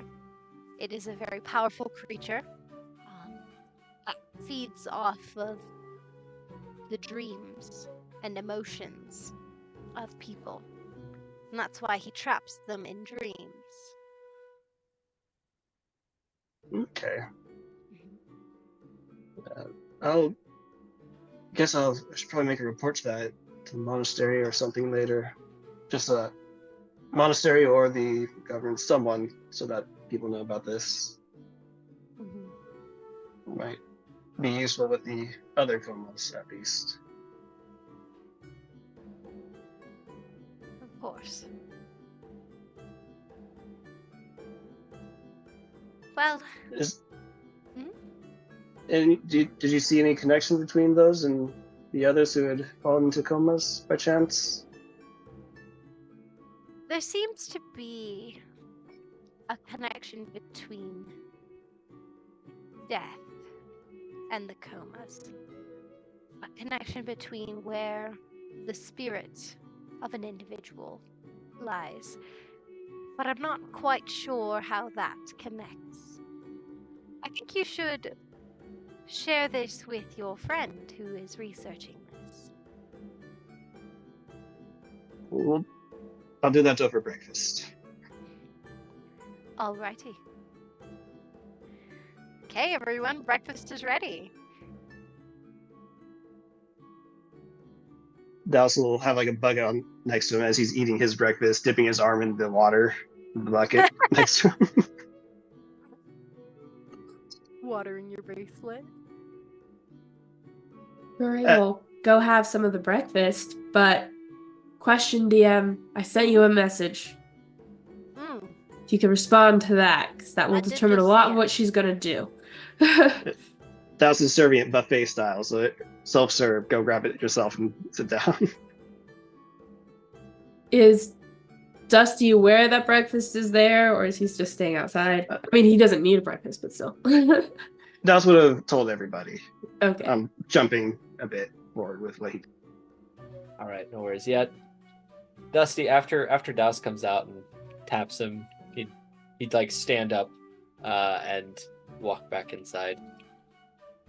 Alrighty. He'd also pick up Dusty, from wherever Dusty has been left. Oh yeah. Oh, that's right. He was like on me when I just like, I'm going in. For those of you who don't remember, Dusty has a pet scorpion named Dusty. So Yeah, it's not confusing. Don't worry. It makes more sense when you don't think about it. you notice that Dusty the scorpion has actually crawled onto the back of like your shoulder, so you didn't know where he was until you were like, wait a second, where's Dusty? And you feel him kind of like crawling on your back. Yeah. Dusty will just kind of like pat him a couple times and then eat him. That's a fun way of putting it, but he allows him to crawl back into his home, which is inside of his. That sounds so wrong. We should also clarify, he is a warforged. It sounds so wrong out of context. Yeah, I just have to add it in the context for people to know. Oh, hey Dusty. Eats him. Crunch noises. Alrighty. Alright, Sierra, you got my message? Okay. Yes. So while eating breakfast, Nuri's going to be looking through her notes, writing down what she just experienced, just a little few notes. What do I make? What's going on with the comas? What do I know? What's my new? Any groundbreaking realizations that I should be aware of? As you are thinking about this, and Douse communicated with you about like what Wei said and everything. Yep. It will take you 20 hours to create the spell, but from what you understand of these comas, is that when people get to the point that they are dead, in a sense, right? Or get to a point where, in an instance where they would have died. In this moment, before they are healed and brought back, or in other ways brought back to health, their soul has been whisked away to another place. And so their spirit cannot come back to the body. They can't reunite. And you wouldn't know what the process is for for combining the spirit and the body yet. You have heard rumors about like the alchemist bringing someone back. So that's what you guys were investigating. But what you are also realizing, and remembering back with your old research that you have done, is you remember the stone rings that were placed on the monsters that you have defeated.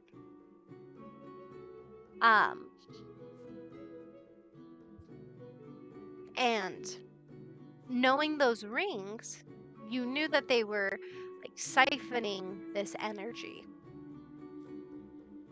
What you didn't know is that those rings were siphoning spirits until now. You are realizing this now, that the rings are holding the spirits of people in the area. Wait. So, when we destroyed the ring, did we destroy the souls? You don't believe so. Okay. You believe that now Oh my those souls gosh. are lost. Lost? Not like It's even better. No. not Oh, like don't worry, they didn't die. No. They didn't die. It's just they're in an endless state of purgatory. It's actually a lot better than you thought it was. They went to the plane of limbo. Yeah. No, they are more like that by destroying the spot that was holding them captive, they were scattered around. So imagine our world, and imagine like a similar world where all of the spirits of people reside. The spirits of dead people reside. Yeah, lost like misplaced. Thank you, Quantum Leap. And when it was destroyed, they were like scattered around the world. So imagine say someone who was in a coma and was trapped in one of those rings, and the ring gets destroyed and they died in the desert or something like that, or quote unquote died. And now they were like blasted back, and now they're all the way down in like the southern kingdoms, kind of a thing. They're somewhere. And they can't be resurrected, or could they now be resurrected or healed? They can't be resurrected or healed until their spirit is back with their body. In the general area? Once they get back to where their body is. Okay, so you'd have to get the soul from like way down here to come back up to the desert area before it could be healed. Yeah, and even then, you don't know what the process is for bringing the spirit right back into the soul, into the body. You think the alchemist might know a way to do that. Because right now, it's like displaced from where its body is. And so it needs to get to its body, but yeah, purgatory. And be able to rejoin with its body before being healed again. And you think that by the end of the 20 hours of you workshopping, you can create a spell that would bring the spirit back to the body. Not one that will put it back in its body, but one that will bring it back to the area. So, okay. Yeah. So when we killed the Hydra, and you destroyed the ring, it released Dane's soul, but blew her far away. yes. Oh, okay. Okay. So Probably fine. then what she could do is speed up the process of the soul finding its body again. However, she would not be able to reconnect any souls to the body without finding the alchemist, and she wouldn't be able to help her son at all unless she succeeded in destroying whatever bracelet was in the area when he died. You believe that you can pull the soul from the bracelet with the spell that you're going to create. And Okay. one flaw I noticed in your logic there, Sierra. We destroyed that ring before Dane's soul got captured and taken away. Which means there would be Another ring somewhere with her soul, close probably. by. Because she was... Or The next or closest would ring. it have gone to Cleo? Cleo probably was the next closest ring, unless there's some other unholy, unworldly abomination being mind-controlled nearby that town. In which case, it'd be very unfortunate. But Hey, there's no way to know. We don't know what's been happening underwater near that town, or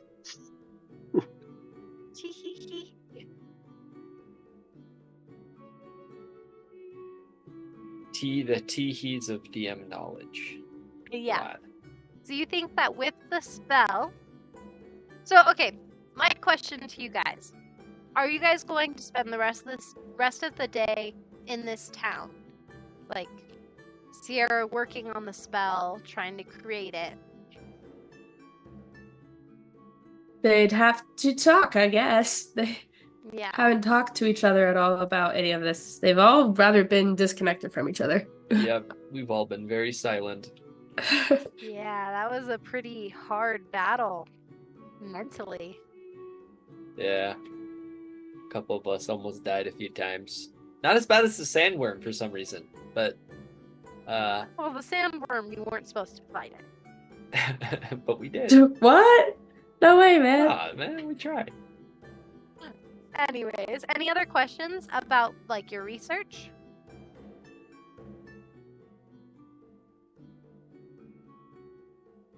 No, that's it. 'Cause none of her research could point her to any direction of how to connect a soul back. So, no. You think that you could figure it all out if you went to the alchemist?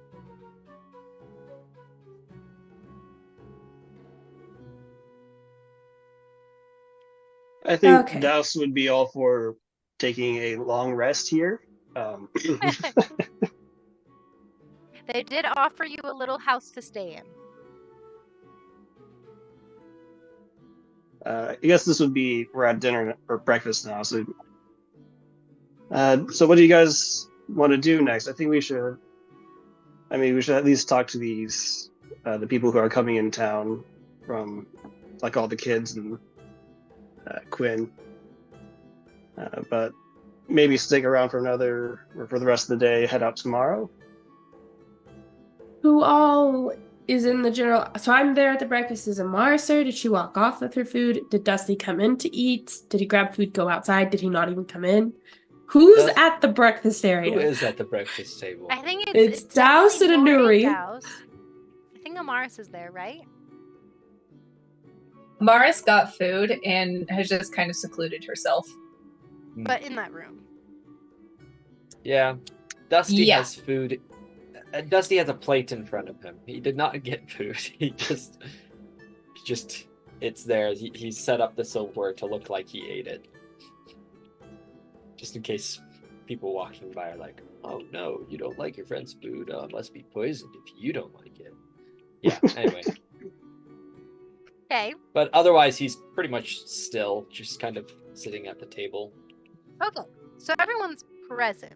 Some people are just not talking. Everyone is present. Some people are less present than others. Yes. Alrighty.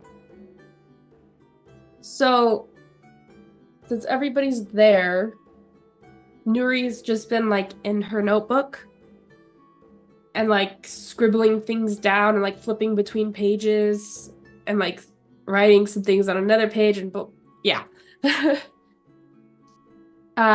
This only she just like stops and like sets down her quill and she's like, oh my goodness. Okay. I figured it out. Sort of. Does everyone I perk figured up it at out. that? Dusty does like turn his head towards her. Pretty interested. You figured out whether we're staying or leaving? Because Dawson just No. asked that question.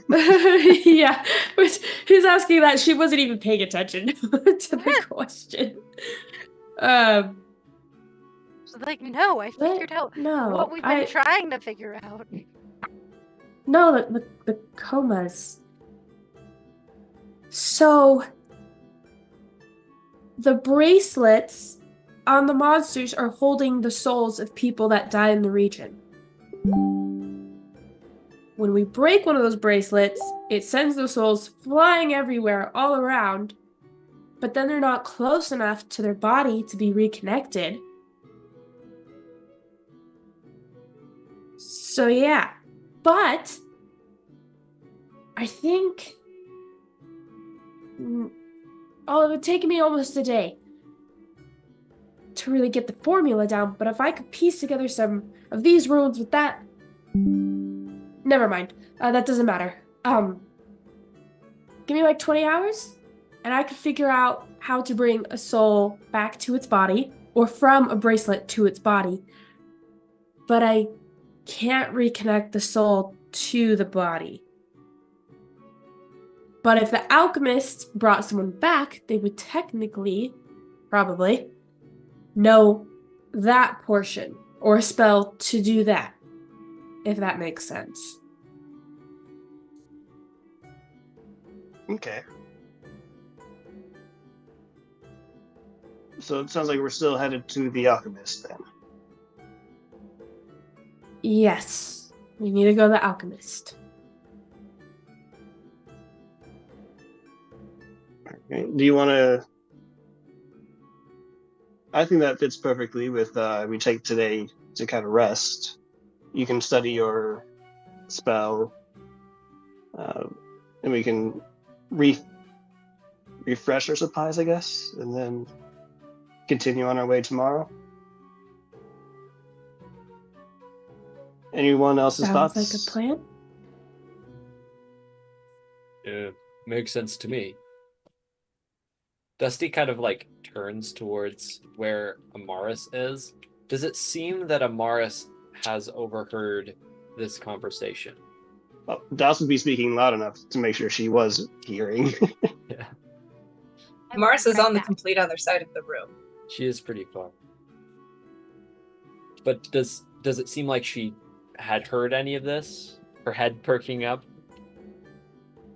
Make a perception check. Perception check. Incoming natural 20. Incoming natural 20. Get ready. Get ready. Perception.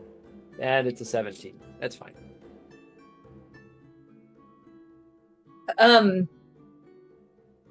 She doesn't make any sign of noting that you guys are talking.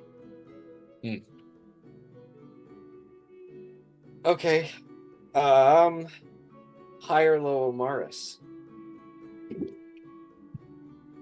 You know what? We haven't done this one yet, so I'm gonna go with high. Woo! Making my job more balanced. Thanks. Okay, hold on. You went with high?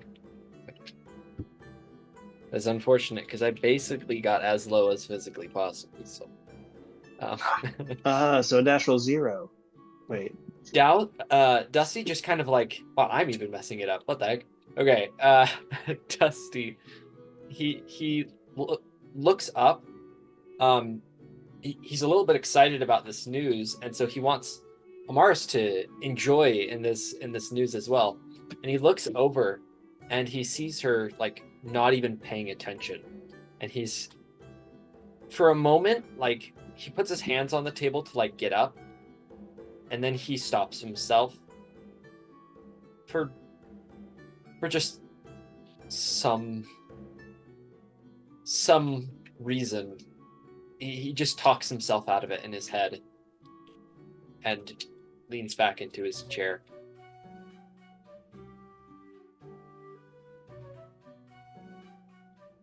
Just kind of sulks his head a little bit, just slightly.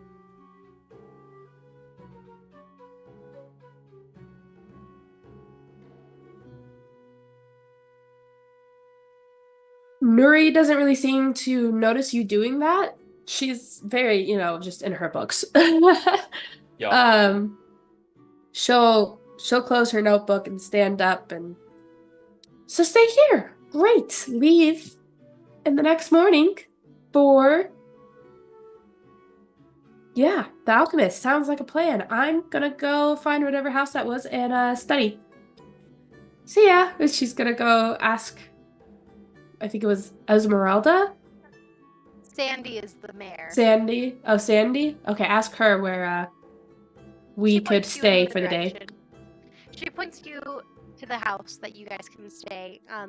They have already taken the liberty of bringing your horses over and your carriage for you.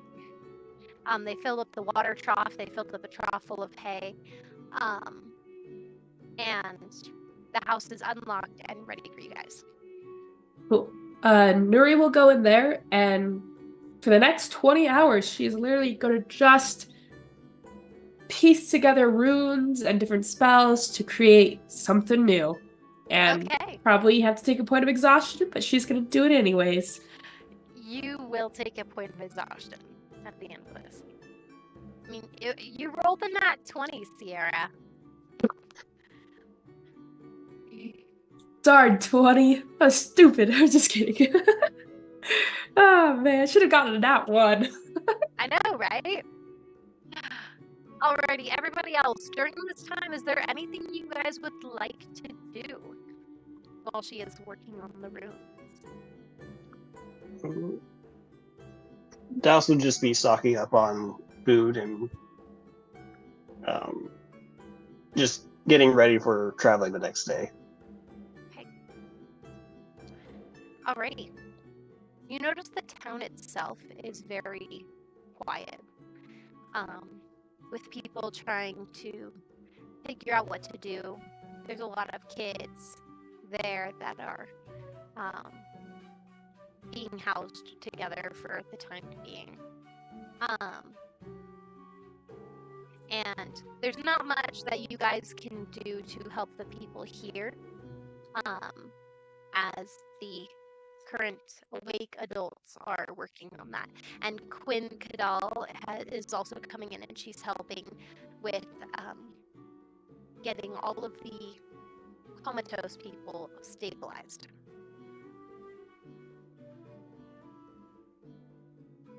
Amaris, Dusty, what would you guys like to do?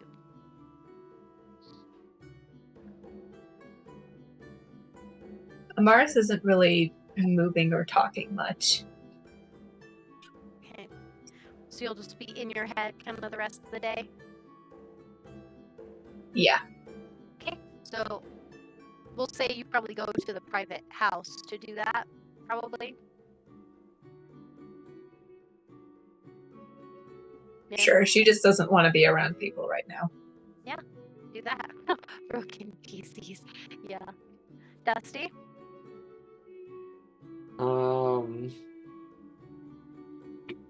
Can I do a high or low to see if I do a high or low?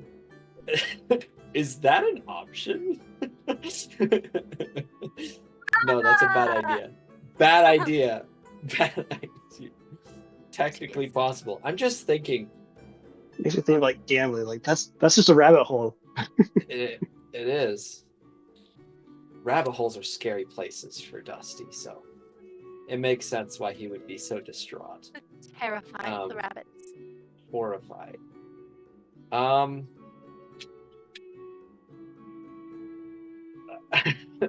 I honestly have like pretty much no idea. I'm gonna do a high or low. I have like 2 ideas that I might just run with. Okay. So we'll have you, our resident master of the dungeons, Oh. call for high or low. Here are our current statistics, if you want that to weigh on which one you choose. Oops.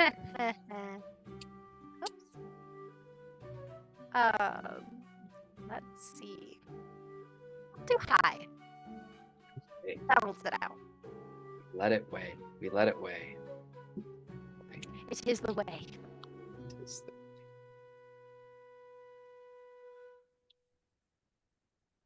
I will do. Okay. So,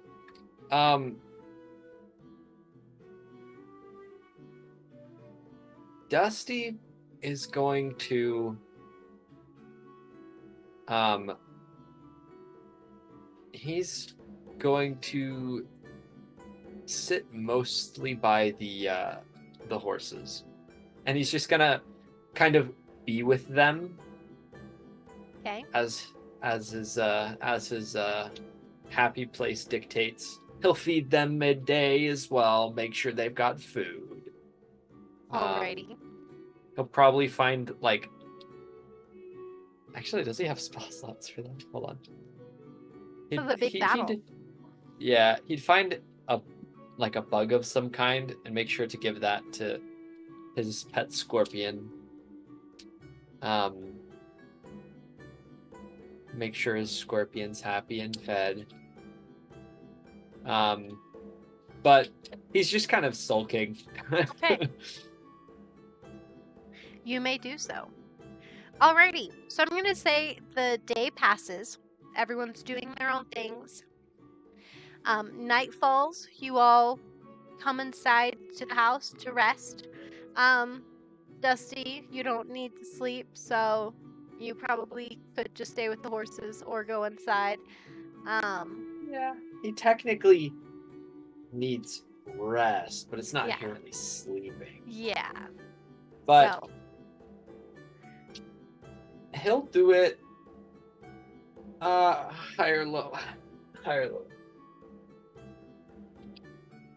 hi. You have to give me that. Okay. Perfect. So we got that one just telemarketing for now. Okay. Okay.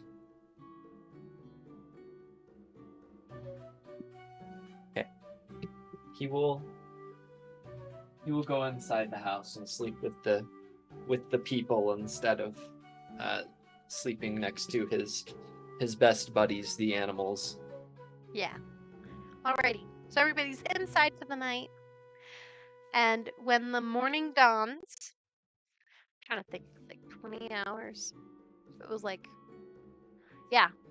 By the time like early morning hits, Sierra, you have the finalized spell. So let me send that to you. Yes. So during the night, she was up the whole time. But I don't know if she had her own bedroom or a corner or whatever, but if anyone looked, she had like her spell book just on the ground, pages being flipped through, and like there's just different magic runes in different languages written on the wall with her magical quill, and there's just like stuff scrawled all over the wall as she has like her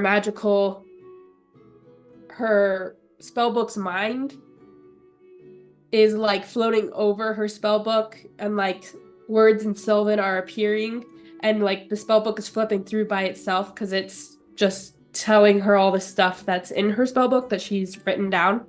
And so she's like working with this, her hair's a mess, and like, yeah, she looks a little crazy. And there's like some burned spots on the ground where she like put some things together and it like exploded, and she's like, oh, that's not it. Let's try something else.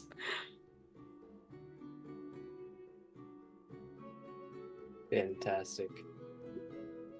Oh gosh, just a crazy thing. Yeah, Dusty would be technically conscious if we're in the same room, so he would have seen this. Just watching her. Yeah, he's watching pretty intently. Actually, it's not that he's like. No, yeah, he's basically studying what you're doing as you're doing it. His brain's like processing all of the stuff, trying to understand. And if he were a wizard, he'd be learning the spells, what I'm saying. But he's not a wizard, he's a druid. But he's learning about the spell and what it does. And he gets a little bit of insight on what's actually going on. So, Which is good. which is good. Alright. So this is called, the spell you create is called Soul Call. Okay? It is a 5th level necromancy spell. So you will not be able to cast it until you can cast 5th level spells. Casting time, 1 action. It is a range of touch. It does require verbal, somatic, and material components, which is a silver bell worth at least 100 gold pieces. And it is instantaneous. So everybody knows what the spell does, I'm going to read it for everyone. This is for, so the classes that can learn the spell are Cleric, Druid, and Wizard. Okay? So technically, he could have actually learned the spell from watching her. If you teach it to him, I would say. Oh, okay. I would say from watching, he understands, but you would have to teach him this spell in order for him to learn it. Okay? That means It I says can learn. you touch the body of a creature which has become separated from its soul. Wait, hold on, sorry.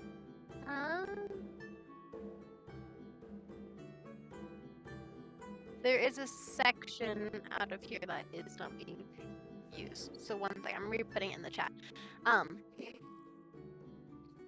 You touch the body of a creature which has become separated from its soul and ring the silver bell, calling the soul from any plane. The target must make a charisma saving throw or be transported instantly to a location within 5 feet of its body. The target can choose to fail this saving throw. A disembodied soul uses the statistics of a specter but can speak. If the soul is called to a deceased body, it will remain for 1 minute before departing back to the location it was summoned from. The soul is under no compulsion to cooperate but can be reasoned or bargained with. So technically, if the person wasn't dead, I wouldn't actually need a different spell to reconnect them to the body. So, that portion in there, were you reading the if the body is alive part? Yeah. Yeah, so my husband wrote the spell for me, and that part was not supposed to be in there. Okay. Yeah, sorry. So, sorry. So you'll adjust it then. I That's will what I'm hearing. adjust So what it is, the disembodied soul uses statistics of the specter. So once the soul is called to the body, doesn't matter what state the body is in, it will remain for about a minute before it departing back to the location it was summoned from.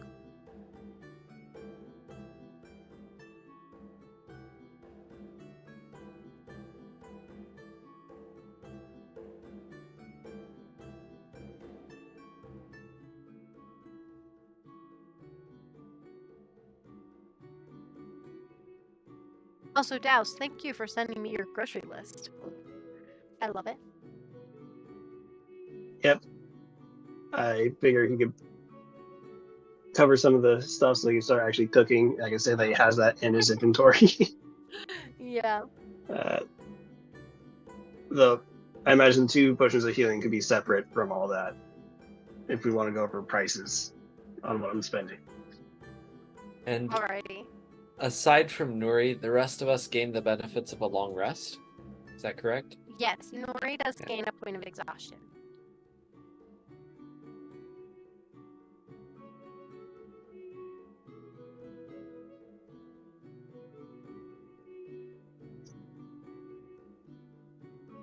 Surprisingly, he has not learned anything to do with potatoes yet. Interesting. So, Sierra, are you adding this into your spell list?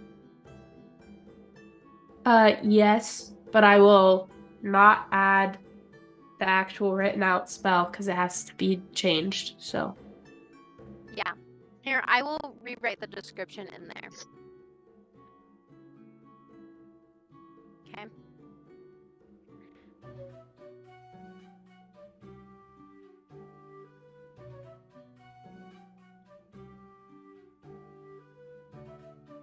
Oh, I accidentally deleted the whole thing.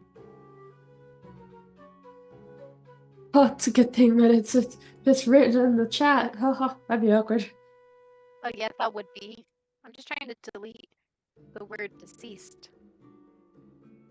Because that's not accurate. Okay.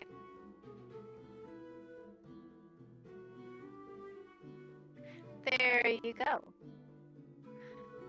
The duration is what did I say? Duration is instantaneous. Ah, Yeah.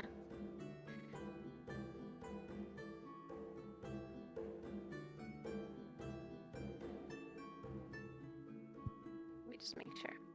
Got this. Okay. Yep. Alrighty. There you go.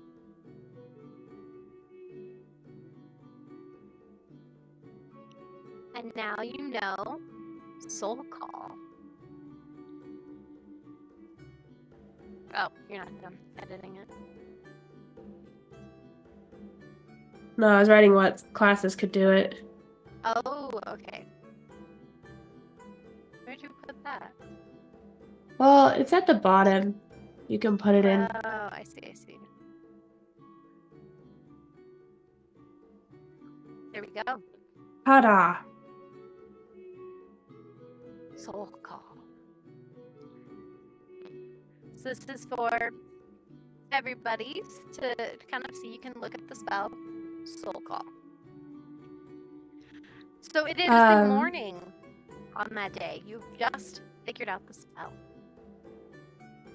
She like, when she figures it out, she like jumps up and she has a piece of paper. She's like, ah, I did it! I did it! And she's like jumping around in a circle shouting. She's like jumping with the paper.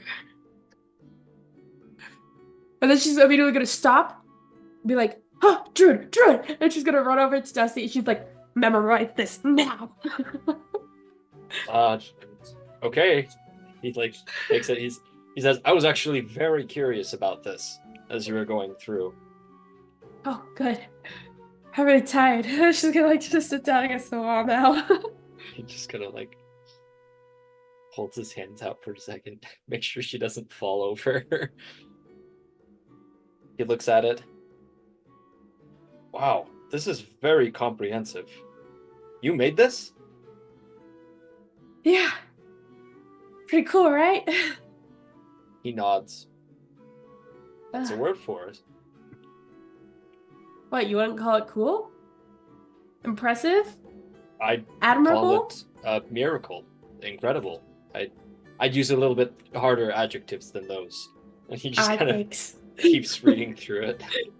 I appreciate that. Yeah.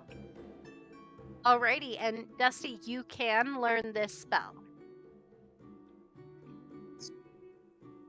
He like reads it and then stops and he says, I don't think I'm strong enough to do this yet. Nuri, you just see like Nuri's shoulders like slump and she's like, neither am I.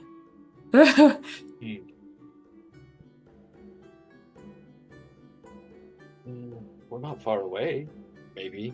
Hopefully. I don't have a comprehension of levels in this game. I mean... Gotta do a couple We'll get more there. things. We'll get there soon. Yeah. Yeah, My mentor might be able to cast it. Or the alchemist, if they're a wizard. I don't know if they're a wizard. They don't sound like a wizard, but if they were... I will say, at the end of this battle, you all do level up. Yay! Still not strong enough to do level this. 8.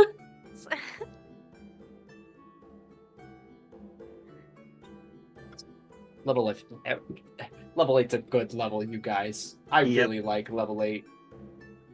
Hold up. Yay! Level 8's a good level. I rolled out of the forest for the compliment. Nice. So yes, everyone is now a level 8. Yeah. And Sierra, you now have the spell. So it is morning. I'm assuming Douse probably made a meal for everybody, and you guys are all sitting at the table, sharing this food. Dusty, you're not eating anything. I do like the comment. Dusty just smears the food across his plate. He says, "Ah, man, that was some good food that I ate with my mouth. Thanks the Holy Light One for that. I appreciate that. That's That was good." Awesome. Alrighty. So, anything you guys want to do? Anything you guys want to discuss? For, I guess, what are you guys doing? We need to see if there's a shop in town that sells silver bells. That's true. Sure. You would think not in this town. It is a very small, like, village, hamlet, town. Very small. Unless there's a silversmith. Oh. Was Douse There's able no to silversmith. purchase everything from his grocery list? Yes, you are able to get everything on your grocery list. The potions Including- of healing, the including potions those? of healing are both 50 gold each. Oh. Yeah. Everything else on your list, so the 24 eggs, a bag of flowers, 2 pounds of chicken, seasonings, breakfast meats, rice, I think that was it. All of that is going to cost you 1 gold piece total. Okay. He can't get those potions. He's too poor. Can you get one of the potions? Nope. Oh yeah, because you spent all your platinum paying off Sierra's. What was it? Her parole. Yeah. For bounty. Her bounty. Yeah. That's so Very gross. true. Very true. Which I don't know if she's even aware of still or not. You said you took care of it. You didn't I say did. that you Yeah. paid for it. Taken Yep. care of. We technically don't know you spent like 70 platinum on that. It's like, does this I cover currently it? have It's 15 gold to my name. Not too bad. It's not bad. alrighty. So you guys are eating breakfast. What are you guys gonna do or talk about? If you guys are ready to head out, we should. You guys want to head out right once we're done eating? Yes, we should. We should head out as soon as possible. I made a spell, so that's cool. Yes. Awesome. To be clear, it's a spell to bring a soul back to a common person. Pretty epic. Can't reconnect the soul yet, but I can bring it back to the area. Has Amaris Interesting. joined our table once again? Or is she still off? Oh, I assumed she was already there, I'm not entirely sure. but yeah. High or low? Let's do high, because I don't want to add another low counter. I feel like we need more highs.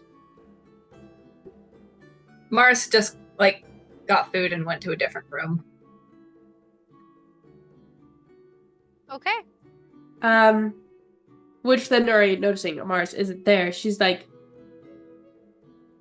Amaris! She calls out to her, she's like, Amaris, where are you? You don't get a response.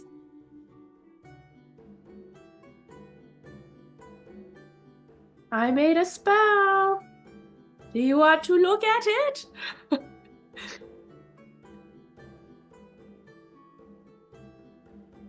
Nothing.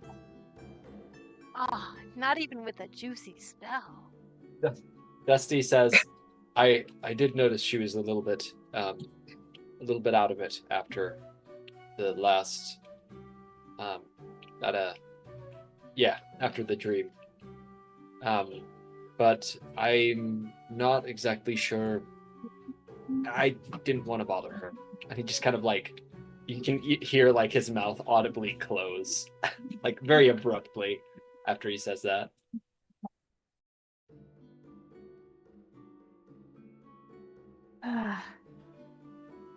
True. Nuri seems a little more downcast at the mention of the dream. But then it seems like she's just shaking off, closing it off almost, like a memory or whatever. She just closes it off.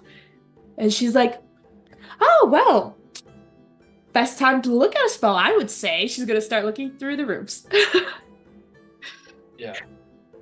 Okay, I'm sorry, but real quick, Roxy Bird just put in the chat, Nuri, how do you say ps, ps, ps, ps in soul language? It's pretty tough. It's a complicated thing.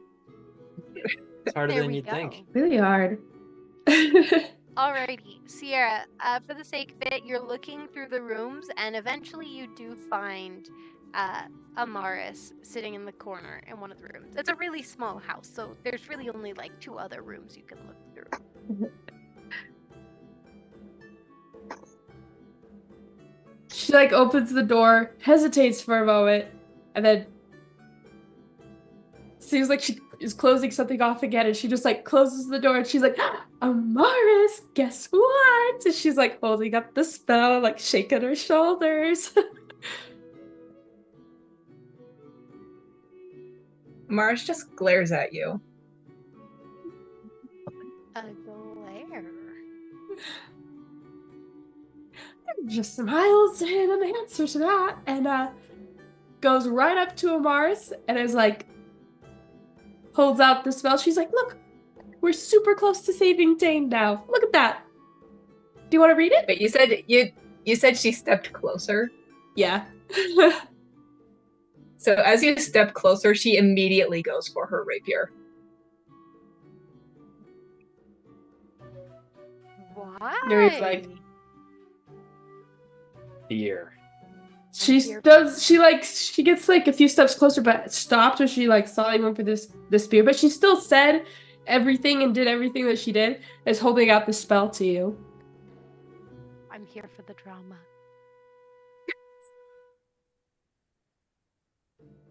Amaris just kind of looks at the paper, but you can tell she's not really taking her eyes off of Nuri. Make a perception check. Huh? Oh no. Wait, what does a first level of exhaustion do? It gives you disadvantage on things, I think. I think it's disadvantage. Let's see. No, Amaris is more than just a grumpy cat proxy bird. Disadvantage on ability checks. So yes, you do have disadvantage. Yeah. Okay. I did this to myself. 10.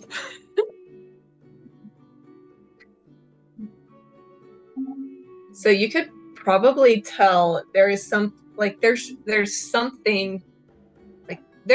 causing her to act like this. You're not quite sure what though.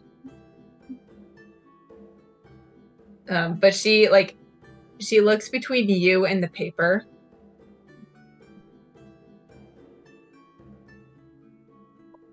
Does she do anything besides look at it? Well, no, she has her rapier in her hand. Oh, she pulled it out. Oh shoot. Okay. Yeah. Oh, shoot. Okay.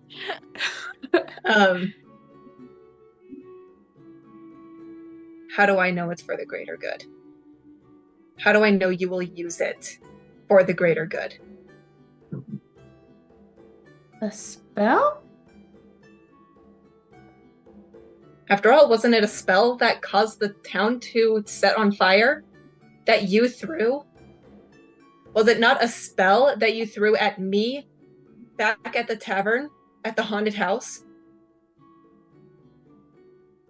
Wait. Are you mad at me because of the sword dagger thing?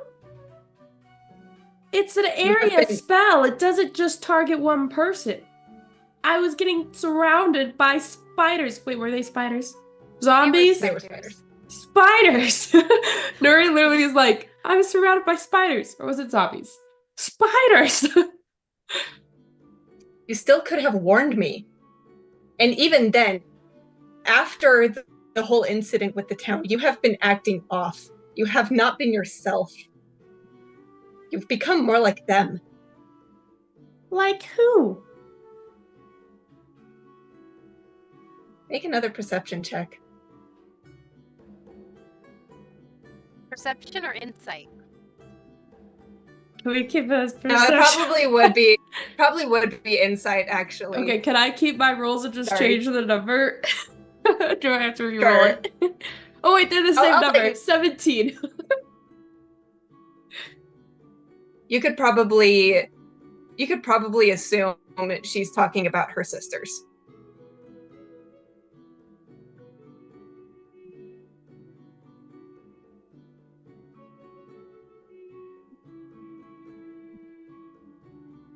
Thank you for sharing that.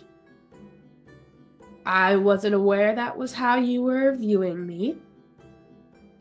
How could I not? I see it happen every night.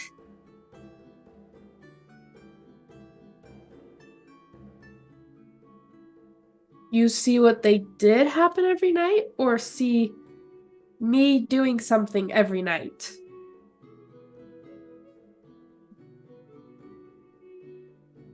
Both. Since I left, every night, I relive that same moment. That moment they tried to kill me. And recently, you have joined them.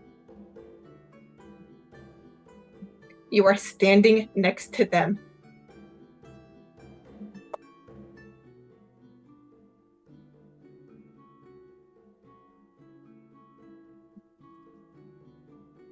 Emily.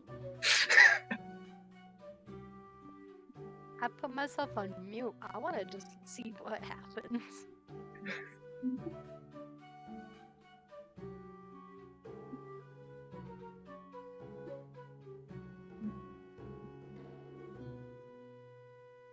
Nuri seems like this is a lot of information, and make an insight roll, Amaris.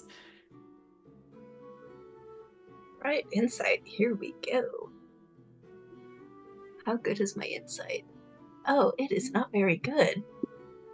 But that's still a 13. Hey.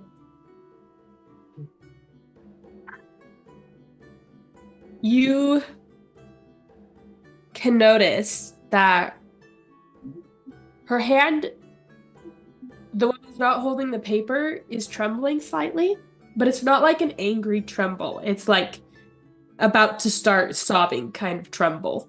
And she's like holding it back. You can't see it in her face, but you can see it in her hand.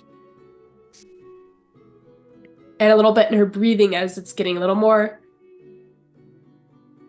choppy in a sense. And she's...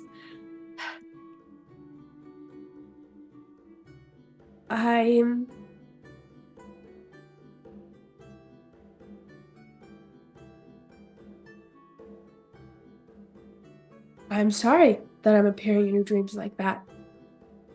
At the tavern, I didn't mean to hurt you. I know that this spell can be dodged if you're fast enough, and I know you're really fast. So I took a calculated risk that you would be able to dodge it, which I think you did. I can't remember. As Sierra, I think you did. No, she did. Yeah, so then Nuri's like, which you did. The other option is I could have shoved you down the stairs, but I feel like that would have been worse, so you're out of the range. It was a very intense moment. So I can see now that that was the wrong risk to take. And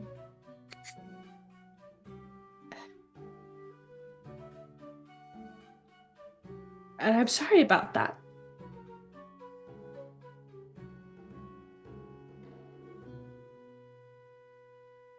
And I'm sure you saw some terrible things where we just came from. Because I know I did. They were pretty bad. She seems like she's mentally blocking something off again. It's just like, but that's okay. Because we got this spell and it can't really hurt anyone. So there you go. Just look at it. It's for the greater good. Literally can't be used to hurt anyone. So there you go. It's not... It needs another spell to be able to connect a soul back. But we're halfway there. Whoa! Big stuff. So, yeah, there you go. She just, like, doesn't walk... She, like, looks like she's gonna walk closer, but doesn't, and she just, like, sets it on the ground. Take a look at it. Come out when you're ready. Once breakfast is done, we're gonna head out and go get that second half and save Dane and Ami. So, good luck with reading that. I hope you like it. I think it's pretty dope. And sorry. Hope you feel better. I'm gonna go now. She just walks out of the room. Did she seem on the verge of tears? She definitely was while she was talking. But then when she like mentally closed something off, which you could see she was like mentally closing something off, she did not seem on the verge of tears at all when she walked out. Okay. Amaris, do you read the spell? She... Actually, high or low? Me? Yeah. Oh, okay. Low. Let's do low. That is definitely low. Ooh, okay. The dice gods are favoring. I said that joking. Amaris, she watches Nuri leave. She doesn't take her hand off her rapier though. And like she thinks about it for a bit, but then she does go and read the spell. Okay. Alrighty. And breakfast finishes. And you guys prepare yourselves to head back out on the road.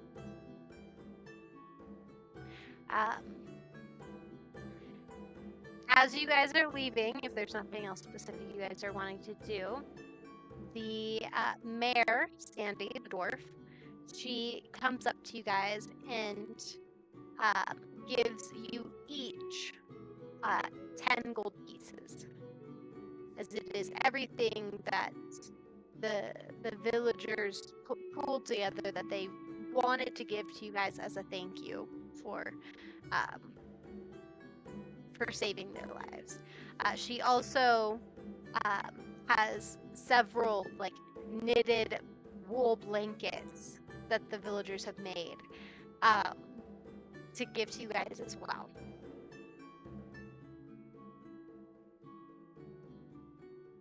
As it is getting colder if you're heading down south.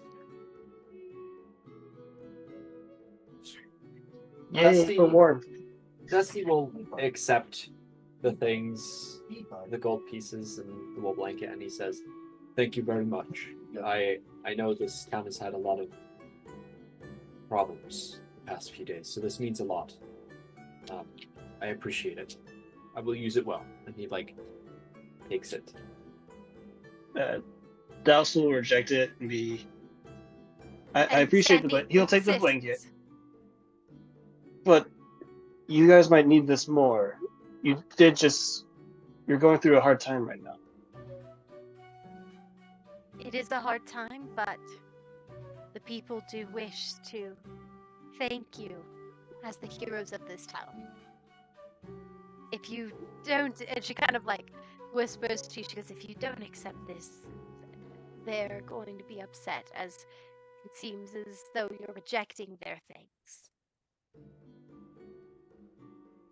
Fine. Once they receive it, Nuri's like, "Oh, thank you so much. You are all so generous. We, the Shards of Hope, we're so happy to help. Oh, the Get Shards better of soon." Hope. Thank you. We will. You guys will be the heroes of this town. Quinn. Has Quinn left yet? Oh, no, Quinn is still there. She was tending to some people, but as you're kind of calling out her name, she's like, oh, yes, Sarah. Sorry, Nuri. Nuri. Nuri will turn to Amaris brightly. She's like, do you have the spell on you? I think it's best as many people know it as possible. She hands over the spell. Thank you. And she'll run up to Quinn and she's like, quickly, memorize this, write it down. It won't reconnect the soul, you need another part, but write this down. Okay, so Quinn writes down the spell and she goes, oh, this is of a higher level than I can cast. Same. But that's okay. More people who know it, the better. You need a second part to it, though. It will not reconnect a soul to the body. We'll try and spread this around as much as we can, but I'll let you know right now that there are very few people who could cast this spell. Very, very few. That's okay. It's okay. We'll get there. The point is, it is a note, and if we go down, it's not lost to the world. So that's what matters. Okay. That's good to know. I Thank will you make so sure much. to spread this. She's gonna give her a big hug, and she's like, if you do return to Ami, please give him a kiss on the forehead for me, and let him know his mom is coming. Will do. Okay. Thank you, Quinn. Of course. She does still look very exhausted, but a little bit better than Yeah. the last time you guys saw her. That's good. Nuri will rejoin the rest of the party, and she's like smiling and waving at people, seeming way happier than she should be. Alrighty. You see a lot of the children have gathered and are waving you guys off as you guys cart away. Far away. Douse will, as they're walking away, use the shape water cantrip to throw water in the air, making a rainbow. Oh, a lot of the kids are like, oh my goodness. And you notice that the teacher, Miss Taxi, who you assume to be Miss Taxi, she's actually standing there amongst the children, and she seems to smile and nod at you in thanks. Bye. Hope you find your dad. So, Dusty is going to, as they're going, if Nuri has not already, like, if she's not in the cart, like, going to sleep right now, he will literally pull the cart to the side and tell her to. Like, he's like, I'm not asking, you need to sleep. Nuri will go to sleep. Alrighty. Alright, so you guys will sleep as you guys are headed on the road. So let's go to the map, guys. Map time. Map time. It's the map. Woot woot. Okay, we need Lakemont. So I guess we're continuing to head southeast. Oh, we're gonna cross a border. Oh, this is gonna be fun, Yeah. guys. You guys are eventually going to be leaving the Akosha Kingdom, which you guys have spent at this point 34 sessions in. Yeah. It's fine. I'm sure the Versailles dynasty is just as entertaining and cool as the Akosha Kingdom. I'm sure nothing bad will happen to us there at all. Yeah, it'll only get easier from absolutely. here, guys. Absolutely. And Sierra, it was 10 gold each. Oh shoot, I thought it was just 10 gold total. No, it was 10 gold each. Awkward. No, you're fine.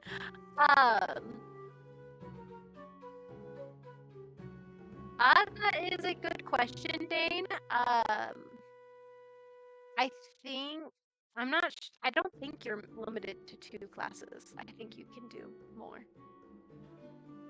Okay. Technically, you could do all of the classes. I would not suggest it. I've heard it plays awfully, but technically you can do it. When you're doing multi-classing. Okay, because I think this will be my start of going into cleric, which was my initial plan, but I wanted to make sure first. Okay. Opium. Alrighty. So with this, you guys will pass through Basin Wind, as that is the next big town on your way. Ooh, do they have silver bells in Basin Wind? You can check and see. I would like to check and see, because we need a couple in of the those. little village hamlet that you're in, you're not going to find anything that much of value there. So currently the party is right there, and you guys are heading all the way to Lake Mount here. But you'll probably stop by Basin Wind as your last Akosha Kingdom stop. How many days travel is that? That's going to be 3 days. Does anyone have the rations for the horses? I don't know who is keeping track of that. We bought a lot. We did. I'm not. Let me see my VR mine. Yeah. We'll probably be fine. That would have been something good to double check when I was reviewing the episodes, but it's fine. Yeah. We'll feel it. We'll feel it. I do not have that tracked. I'm gonna assume we got like 20 days of rations for the horses. I'm just gonna make the executive veto and just we have had 20 days of rations. We've been traveling for. Okay, this is another hard question. When did we get them? Math. We I'm got getting them like those. 1 or 2 days 1 day. ago. It was 1 day, so that would be well, so the 19 rations. The villagers did feed your horses. Okay, we gave them an extra one though, well in town after they woke up, before the That's villagers right. got there. So that would be 18. So we had 18 days of ration. I'm gonna put it in my inventory so no one else has to. I like They're this. my horses. They They're Oh, belong they're your to me. horses. I paid for them, but okay. I like Yeah, this. no, they're I your claimed horses. them. They were for me. I named them. Actually, I did not. I can't claim that. I talked to them. You don't do that. Okay, hold on. Horse rations. Oh gosh. Okay, we have 18 horse rations left. At the start of our traveling, I don't know how long it will take us to get to Basin. Well, it'll take you 3 days to get to Basin Wind, and then it'll take you at minimum 2 weeks to get to Lake. That's a pretty far distance. So 17 rations is what we're gonna use. Yeah. It's a week and 3 days. No, Mhm. wait. Yeah, Yeah. that's 2 17. weeks. 2 weeks. 2 weeks. Yeah, because 2 that's weeks and 3 days. 14. 7 plus 7. You're right. Okay, so we have a ration left for our horses when we're there.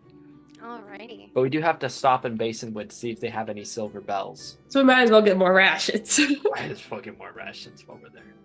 Silver bells. I assume by this point all of my grocery list is probably gone because he's been cooking for everybody. Yeah, you've been cooking a lot of food, so Nuri has a lot of rations though. She has 114 rations in her bag of holding. dang. When did she get a bag of holding? She has one. I don't remember her getting it, but she has one. You got it a little while ago. I can't remember Yeah, if you it. got it. I think Douse originally wow. had it, and then he traded it for the endless decanter of Oh, water. yes! He went back and bought it. Right, buyer's remorse. Right. Okay, I forgot about Wait, that. but Okay. I thought you got it from the desert place. No, not the desert. The desert, she has some staff from I got the a cactus Griffin mace. book. Oh, okay, that's right. Man. It's hard to remember things in Dungeons and Dragons.